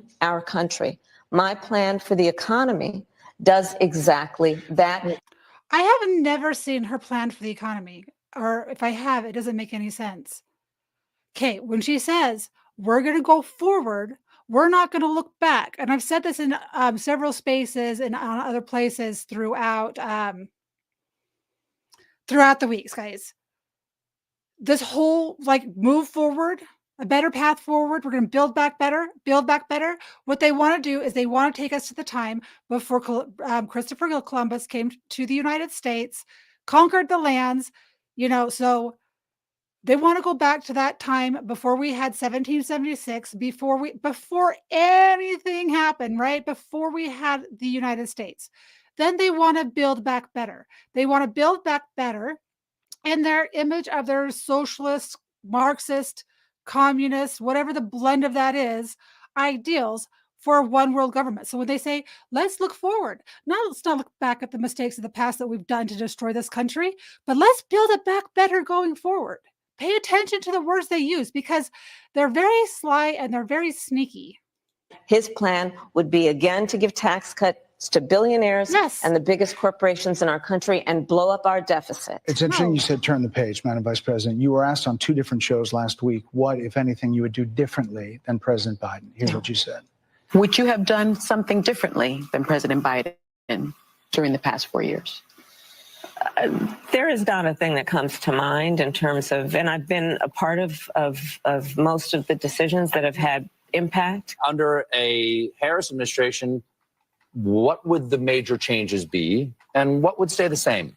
Sure. Well, I mean, I'm obviously not Joe Biden. I know. And so that would be one change in terms of, but also I think it's important to say with, 28 days to go, I'm not Donald Trump. So you're not Joe Biden, you're not Donald Trump, but nothing comes to mind that you would do differently? Let me be very clear. My presidency will not be a continuation of Joe Biden's presidency. And my presidency will not be a continuation of Joe Biden's presidency. Yeah, I've been in office for 3.5 years. I was the border czar. I've only been to the border 2 times. I didn't do anything to protect these children coming across the border. And you know what? We gave NGOs over 3.5 years, I guess it's a little bit longer than that, $20 billion through HHS and DHS to these NGOs to facilitate people coming across the border and bringing them into this country legally but illegally. How do you like that, guys? Like every new president that comes in to office, I will bring my life experiences, my professional experiences, and fresh and new ideas. I represent a new generation of leadership. All right, guys, if you are a Black American and you are from the California area, if she's going to bring her experience and her leadership, please run as far away as you can from her, because she's going to lock you up for possessing marijuana. She's going to take away your children, lock you up if you know they're truant, because if your kid's not going to school, then that school's not getting tax funded. They're not getting their tax dollars. So you know what? I'm going to lock up those parents who aren't bringing those kids to school, even if they have a disease and they're sick and they're in the hospital. That's what. Yeah, that's her experience that she's bringing to the White House. That's what she's going to bring here. Yeah, I've got T.I. Street, targeted individual. I'm a Black American and I am not with her. I should have you come on and add your 2 cents, because what she's done is criminal. I, for example, am someone who has not spent the majority of my career in Washington, D.C.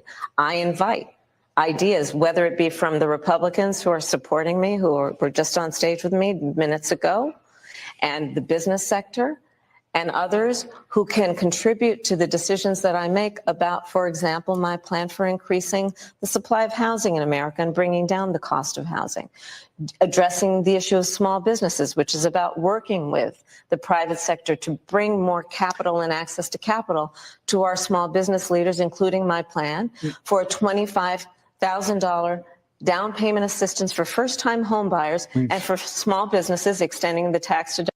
All right, $25,000. Guess where that comes from, guys? It's a tax credit. Okay. It comes from the IRS. If they're not paying taxes, they're getting $25,000. Where is that $25,000 coming from? Oh, us, the taxpayers, right? Well, when the inflation is high, because we don't have any money, because we don't have any money left, well, they're going to raise taxes, or, goods are going to cost more, gas is going to cost more. Taxation through inflation. That's how they get paid back. Reduction from $5,000 to $50,000. We've heard a lot about those plans in recent days. Your campaign slogan is a new way forward, and it's time to turn the page. You've been vice president for 3.5 years. So what are you turning the page from? Well, first of all, turning the page from the last decade in which we've been burdened with the kind of rhetoric coming from Donald Trump that has been designed and implemented to divide our country and have Americans literally point fingers at each other. Rhetoric and an approach to leadership that suggests that the strength of a leader is based on who you beat down instead of what we all know.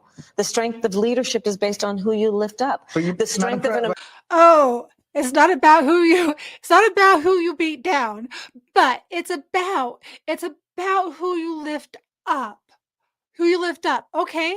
So she's lifted up the elitists. She's lifted up P. Diddy. She's lifted up who else has she lifted up?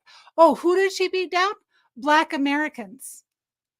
Did you notice that the woman that she locked up was a Black American because her daughter was sick and in the hospital? Pay attention to her words, because she's the one doing that. American president, which is one who understands that the vast majority of us have more in common than what separates us. Madam That Vice is President, more than turning the 70% page. of people That is tell about turning the pollsters- page on rhetoric that people are frankly exhausted of, Brett. More than People are 70% of people exhausted. tell the country is on the wrong track. They say the country is on the wrong track. If it's on the wrong track, that track follows 3.5 years of you being vice president and President Biden being president.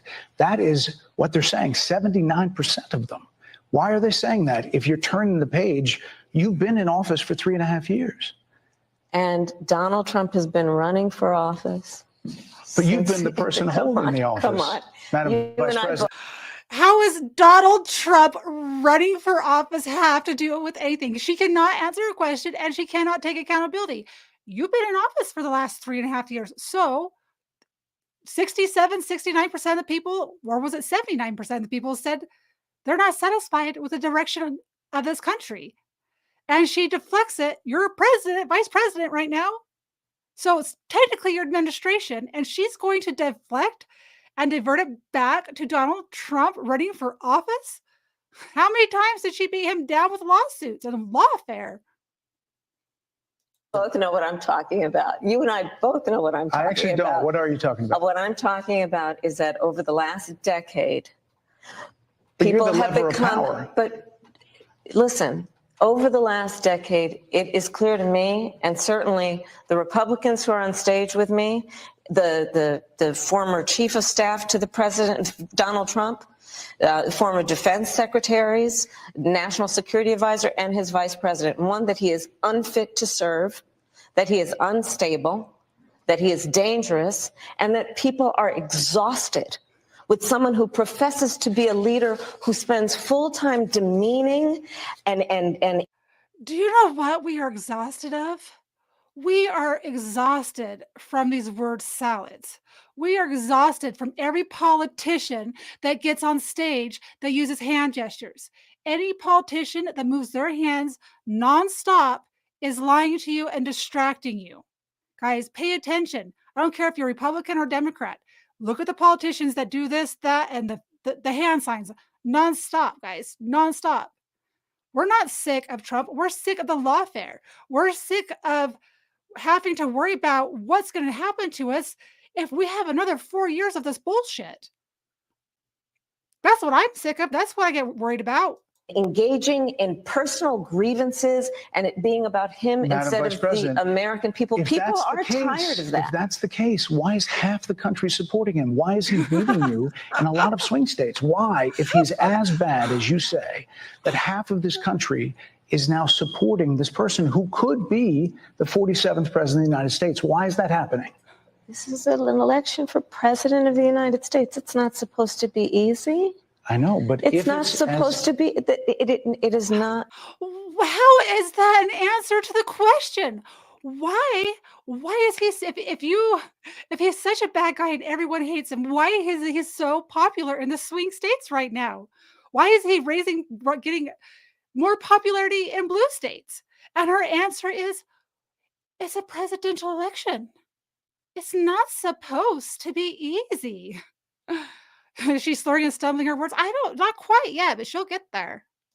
Supposed to be a So cakewalk are they misguided, the for 50%? Listen, Are they stupid? What is God, it? I would never say that about the American people. And in fact, if you listen to Donald Trump, if you watch any of his rallies, he's the one who tends to demean and belittle and diminish the American people. He's the one who talks about an enemy within.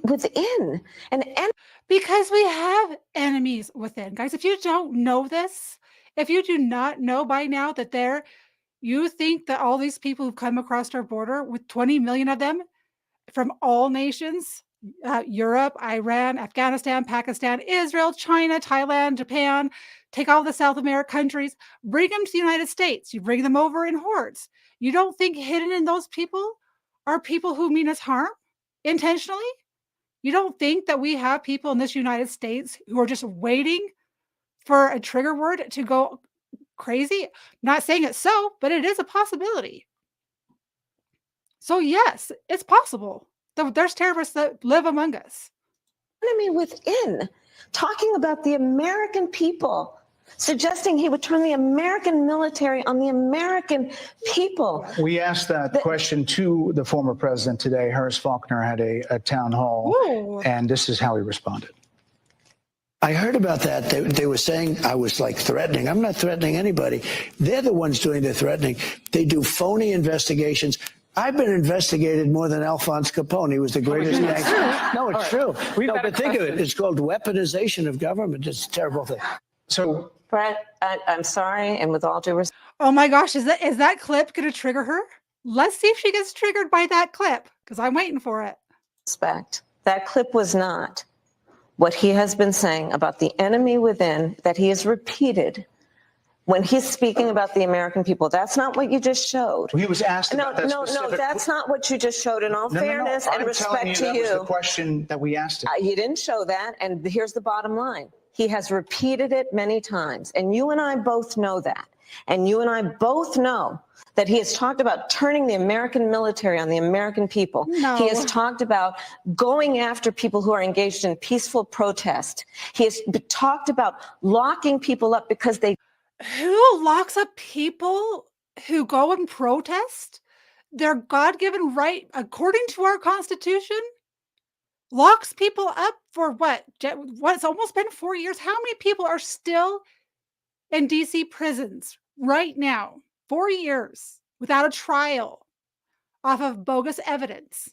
How many? And how dare she say that he's going to go and lock up people who peacefully protest? Give me a break. I disagree with him. This is a democracy. And in a democracy, the president of the United States, in the United States of America, should be willing to be able to handle criticism without saying he'd lock people. Handle criticism? Do you realize that she just got triggered by Donald Trump? And we are not a democracy. We are a constitutional republic as long as we can keep it. We are not a democracy. And yeah, should the president of the United States be able to handle criticism? Absolutely. When has Donald Trump locked anyone up? He's a man. He gives it to her right back.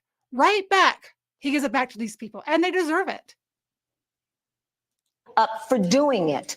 And this is what is at stake, which is why you have someone like the former chairman of the Joint Chiefs of Staff saying what Mark Milley has said about Donald Trump being a threat to the United States of America. He's quoted in the Bob Woodward book that way, yes. Let me ask you this, Madam Vice President. You call Donald Trump, you call Donald Trump, he's misguided. You say now he's unstable. He is unstable, Brett. He's not well. You say he's mentally not stable. He's not stable. Let me ask you this. You told many interviewers that Joe Biden was on his game, that ran around circles on his staff. When did you first notice that President Biden's mental faculties appeared diminished? Joe Biden, I have watched from the Oval Office to the Situation Room, and he has the judgment and the experience to do exactly what he has in making very important decisions on behalf of the American people. There were no concerns raised? Okay, real quick, I got to pause. How many times did she say Trump in this interview? 100 times? Probably. Like, I don't really give a crap about him. I want to know what are her policies? What is she bringing to the table? It's not a contest to see who's worse than the other. But she just slipped up right there. Joe Biden has got a good experiment. No, she lied about his faculties. She lied. She knew he was incompetent since day one. Joe Biden is not on the ballot. I understand. And Donald Trump But is, you talked about it. And Donald Trump After George Clooney said within a few minutes of talking to President Biden at a fundraiser that he thought this was not the same Joe Biden that we saw on the debate stage. Donald Trump is on the ballot. I understand. You met with him at least once a week for 3.5 years. You didn't have any concerns? I think the American people have a concern about Donald Trump, which is why the people who know him best, including leaders of our national security community, have all spoken out. Even people who worked for him in the Oval Office, worked with him in the Situation Room, and have said he is unfit and dangerous and should never be president of the United States again, including his former vice president, which is why the job was open for him to choose another running mate. So that is a fact. That is his job was open to choose another running mate? No, who would trust the McFly Pence? Who's going to trust the McFly Pence to serve by his side when all he did was sabotage things? Pence was in charge of warp speed. Why would he even think about having him as his VP? That was the stupidest choice that he ever did day one or before day one. She doesn't even make sense. Fact. Madam Vice President, two more things. You were asked on 60 Minutes about the biggest threat that the world faces, that the U.S. faces. This is what you said. Which foreign country do you consider to be our greatest adversary? I think there's an obvious one in mind, which is Iran. Iran has American blood on their hands. Okay, this attack on Israel, 200 ballistic missiles. What we need to do to ensure that Iran never achieves the ability to be a nuclear power, that is one of my highest priorities. A number of experts thought you would say China. The FBI director had said that, but you said Iran. All right, when she answers this question, let's compare her accents. If that's the case, what do you say to critics who look at the actions of your administration and say you're not acting like Iran is the number one threat? Well, I will tell you most recently, whether it was in April or in October, and then several hours on each occasion that Iran posed a threat to Israel, I was there. Most recently in the Situation Room, in the most recent attack, working with the heads of our military and doing what America must always do to defend and to support Israel in its requirement to defend itself, and to give American support to be able to allow Israel to have the resources to defend itself against attack, including from Iran and Iran's terrorist proxies in the region. Right. And that But those is, proxies were getting funded by my Iran. commitment to that They're getting is funded. unyielding and unwavering. Critics just say that you either relaxed or failed to enforce sanctions on Iran, allowing all of this money to flow into Iran, like billions. They accidentally, how many million? Was it 148 million? I don't have the number right, guys, but it was a lot of money that accidentally went to Iran. And it wasn't not that too long ago that this happened. But they're our worst enemy, but we're going to accidentally send them millions of dollars. Does that make sense to any of you guys? Let's go back to Oil Donald profits. Trump, who pulled out of a deal that would have actually put But here are Iran in check. the estimates and then in billions it was during Donald Trump's that go administration towards that the Iran regime. that we had an American military base that was attacked. I'm going to tell you right now that I'm really glad I'm not a lesbian right now, because if I had to argue with a woman like that, I don't think I could survive. And I'm pretty sure that I've ran on like that before. And I will check myself. I'll check myself, because who can listen to that? Act where American soldiers suffered traumatic brain injuries and Donald Trump dismissed them as headaches, not to mention Madam how Vice Donald President, Trump has all of this money has treated that and has talked gone about in the America's past few military years. and military service people, Critics calling say them that it goes to suckers and Hezbollah, losers, Hamas, has diminished and the Houthis. We're significance. talking over each other. I apologize. But you're not. I would like that we would have a So it must be something that she's supposed to push. She somewhere in her notes, she's supposed to say, she's been told, you've got to slip in suckers and losers somehow, some way. It's been debunked. And the person that spread that lie lost their job because it was a lie. Okay. But she's trying to slip that in because someone told her someone's going to hear that and be like, oh, really? Did he really say that? No, he didn't, guys. He didn't. Just for those of you out there watching that might be on the fence, he didn't say that. conversation that is grounded in full assessment of the facts, which includes, I think this interview is supposed to be about the choices that your viewers should be presented about this election, and the contrast is important. Yes, ma'am. And on the subject of Iran, I am offering what should be an important contrast that is presented for folks to make a And there decision are that critics they who feel. look at what the administration did and say and think differently. Madam Vice President, they're wrapping me very hard here. I hope you got to say what you wanted to say about Donald Trump.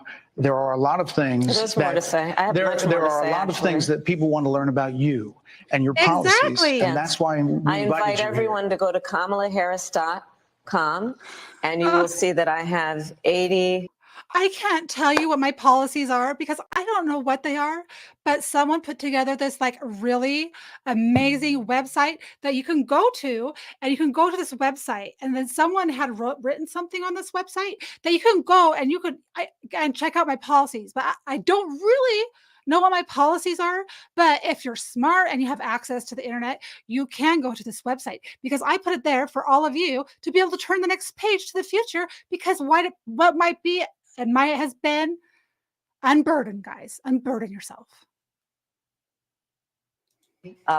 Pages of policies that are quite comprehensive and should be accessible to anyone who would like to read them. And it includes what I intend to do about affordable housing, what I intend to do about small businesses, what I do. And that's why we invited you here to see where you were in 2019 and where you are now. America's military and ensure we have the most lethal and best fighting force in the world. Madam Vice President, And they're giving me a hard rap Well, here. I thank you for the time. I thank you for the time. It's good to meet you. Thank you very much. Thank you. I was told she walked off, but that didn't happen. Oh my gosh, guys. Oh, you know what? I'm going to tell you right now, after covering the children stuff, after, being in spaces about how to get people out to vote, how to and argue with people about things I don't like to discuss. I really needed that laugh tonight. Rock, paper, scissors, counting points. Yeah, we should have done rock, paper, scissors all night long. That would have been fun. She never answered a question. Everything was deflection. Guys, if you want this to be your next president of the United States, by all means, go out and vote for her, because I'll tell you this right now. No leader on the world stage is going to have any respect for her. Could you imagine her going to North Korea and meeting with what is his name? Kim Jong-un? Could you just imagine what that would be like? Could you imagine her meeting with Putin? He'd be like, "Nyeh. Nyeh." Like, they sent her to Europe and she fumbled her words in Europe in front of the world stage. You said much better with the positive side. Thank you, Neuro. I know that people hate it when people who do live streams like this pause, but if you're not going to break DCMA laws, you have to. It's just the way it is. And I don't steal people's content, and I don't like to break the laws. So anyway, you can go find this video if you do want to watch it without the pauses. It is pretty much everywhere. You can find it anywhere you want. But I wanted to have a good laugh with you guys. I needed this. I don't want Kamala Harris as my president. Not because she's a female. Not at all. One, because she's not a leader. She's not a leader. She doesn't take any responsibility. She obfuscates. She deflects. She talks in circles. And it's not because she's dumb. Don't ever think that Kamala Harris is dumb, because she's not. She hasn't gotten where she has without knowing how to play this game. Don't ever underestimate her.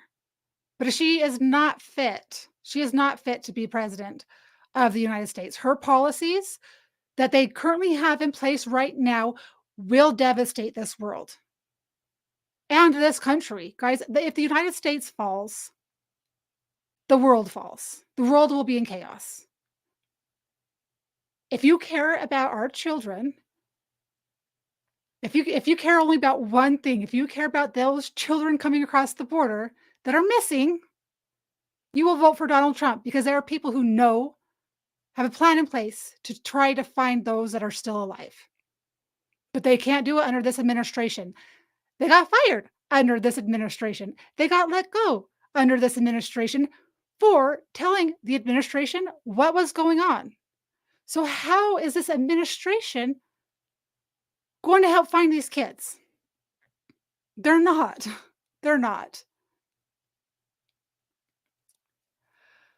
All right. Oh, guys, thank you all for being here tonight. There's so many stories that I want to cover, but my main focus right now, and it's going to be my main focus for the next 20 days, I will cover the border stuff, because I'll live stream, not the border stuff, but where are the children? Every Tuesday night from 6 to 8 p.m. Mountain. I'm joining a group of people that are part of Shepherd's Watch Foundation. They do not have a government grant, but they actually have private and get investigators. They actually go and try to locate children. They're not a law enforcement part. They do not do any law enforcement. They work with law enforcement, bring them the intel, and then these different groups act. They never go to law enforcement first. Law enforcement seeks them out. But they are not government funded, which means they do not represent any political agenda, right? It's all about finding children.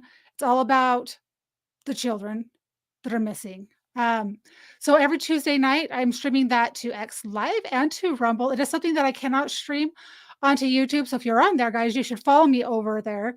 It is something that is important. So that is something that I will continue to cover. And I will continue to do spaces on how are we going to get out to vote? How are we going to go out and get people out to vote? How are we going to get boots on the ground? I don't care if you're in a blue state, a swing state, or a red state. We need to get every single person out to vote. We need to get our men to not be complacent and be like, well, it's rigged anyway. I don't want to do it, guys. We need our men to get out to vote. It is our duty. It is our duty to do so. We have a republic, a constitutional republic, if we can keep it. We're going to have to fight. Fighting for it doesn't mean we have to go out and use weapons and guns and all that stuff. Fighting for it means you got to do your part. Spread the word. Know which candidates out there are doing a good job, who are taking money from people or NGOs or people that don't agree and align with a free America. If they're taking money from those type of organizations, they're going to be beholden to them. Anyway, the power of the vote. And I've never been into politics. I could care less. But that for me tells me that for 20 years of my adult life, I wasn't doing my job. I wasn't doing my job. And I will do my job and I will get educated after the election. I won't stop trying to learn and teach people, but it's not going to be like it's going to be for the next 3 weeks. So I hope you guys will join me. I will be in various spaces that are about getting out the vote, ideas to get people to vote. And the best way is just get 2 people that you know that don't typically vote and tell them to vote. It's that simple. If 2 people go vote that don't normally vote, it'll be easy peasy. All right. I don't think I have any questions right now on any of my channels. Everyone from YouTube, thanks for being here. I know I don't stream there lots because the topics I talk about, I don't like to be in the middle of a sentence and be like, crap, I can't say that. Right. And I just don't want to be that person. But everyone on X Live, thank you. I appreciate you for always being here and supporting me. Everyone on Rumble, you guys are always there. You're always coming and hanging out, and you're amazing. Without you guys, I don't have a channel. I just be here talking to myself. You are what make it fun. You can follow me on X, YouTube, Locals, and X. Let's see, Rumble, YouTube, X, and locals.com. Not locals.com. Anyway, Locals. Your support is much appreciated. So follow me on those platforms. I think that's it. Oh, no, that's not it. This is how I like to end my spaces. If you watch regularly, you'll know that I mean this. And I say it every night because I want you guys to remember, guys, just kidding. There's only 2 things in this life that you can control. And it is your attitude and it's your effort. Everything else in life is beyond our control. We can't control whether people are going to do nefarious things and try to steal the vote, but we can go out and vote. We can control that. We can't control whether you're paralyzed from the neck down and you lay in bed, but you can control whether you have a good attitude and whether you work hard. So you can control your attitude and your effort. Everything else is beyond your control. You can't control what people think about you. You can't control what people say about you, but you sure can go out and make a difference. Be you and don't let people tear you down and bring you down. And with that said, everyone, this is Talk with Sally, signing out.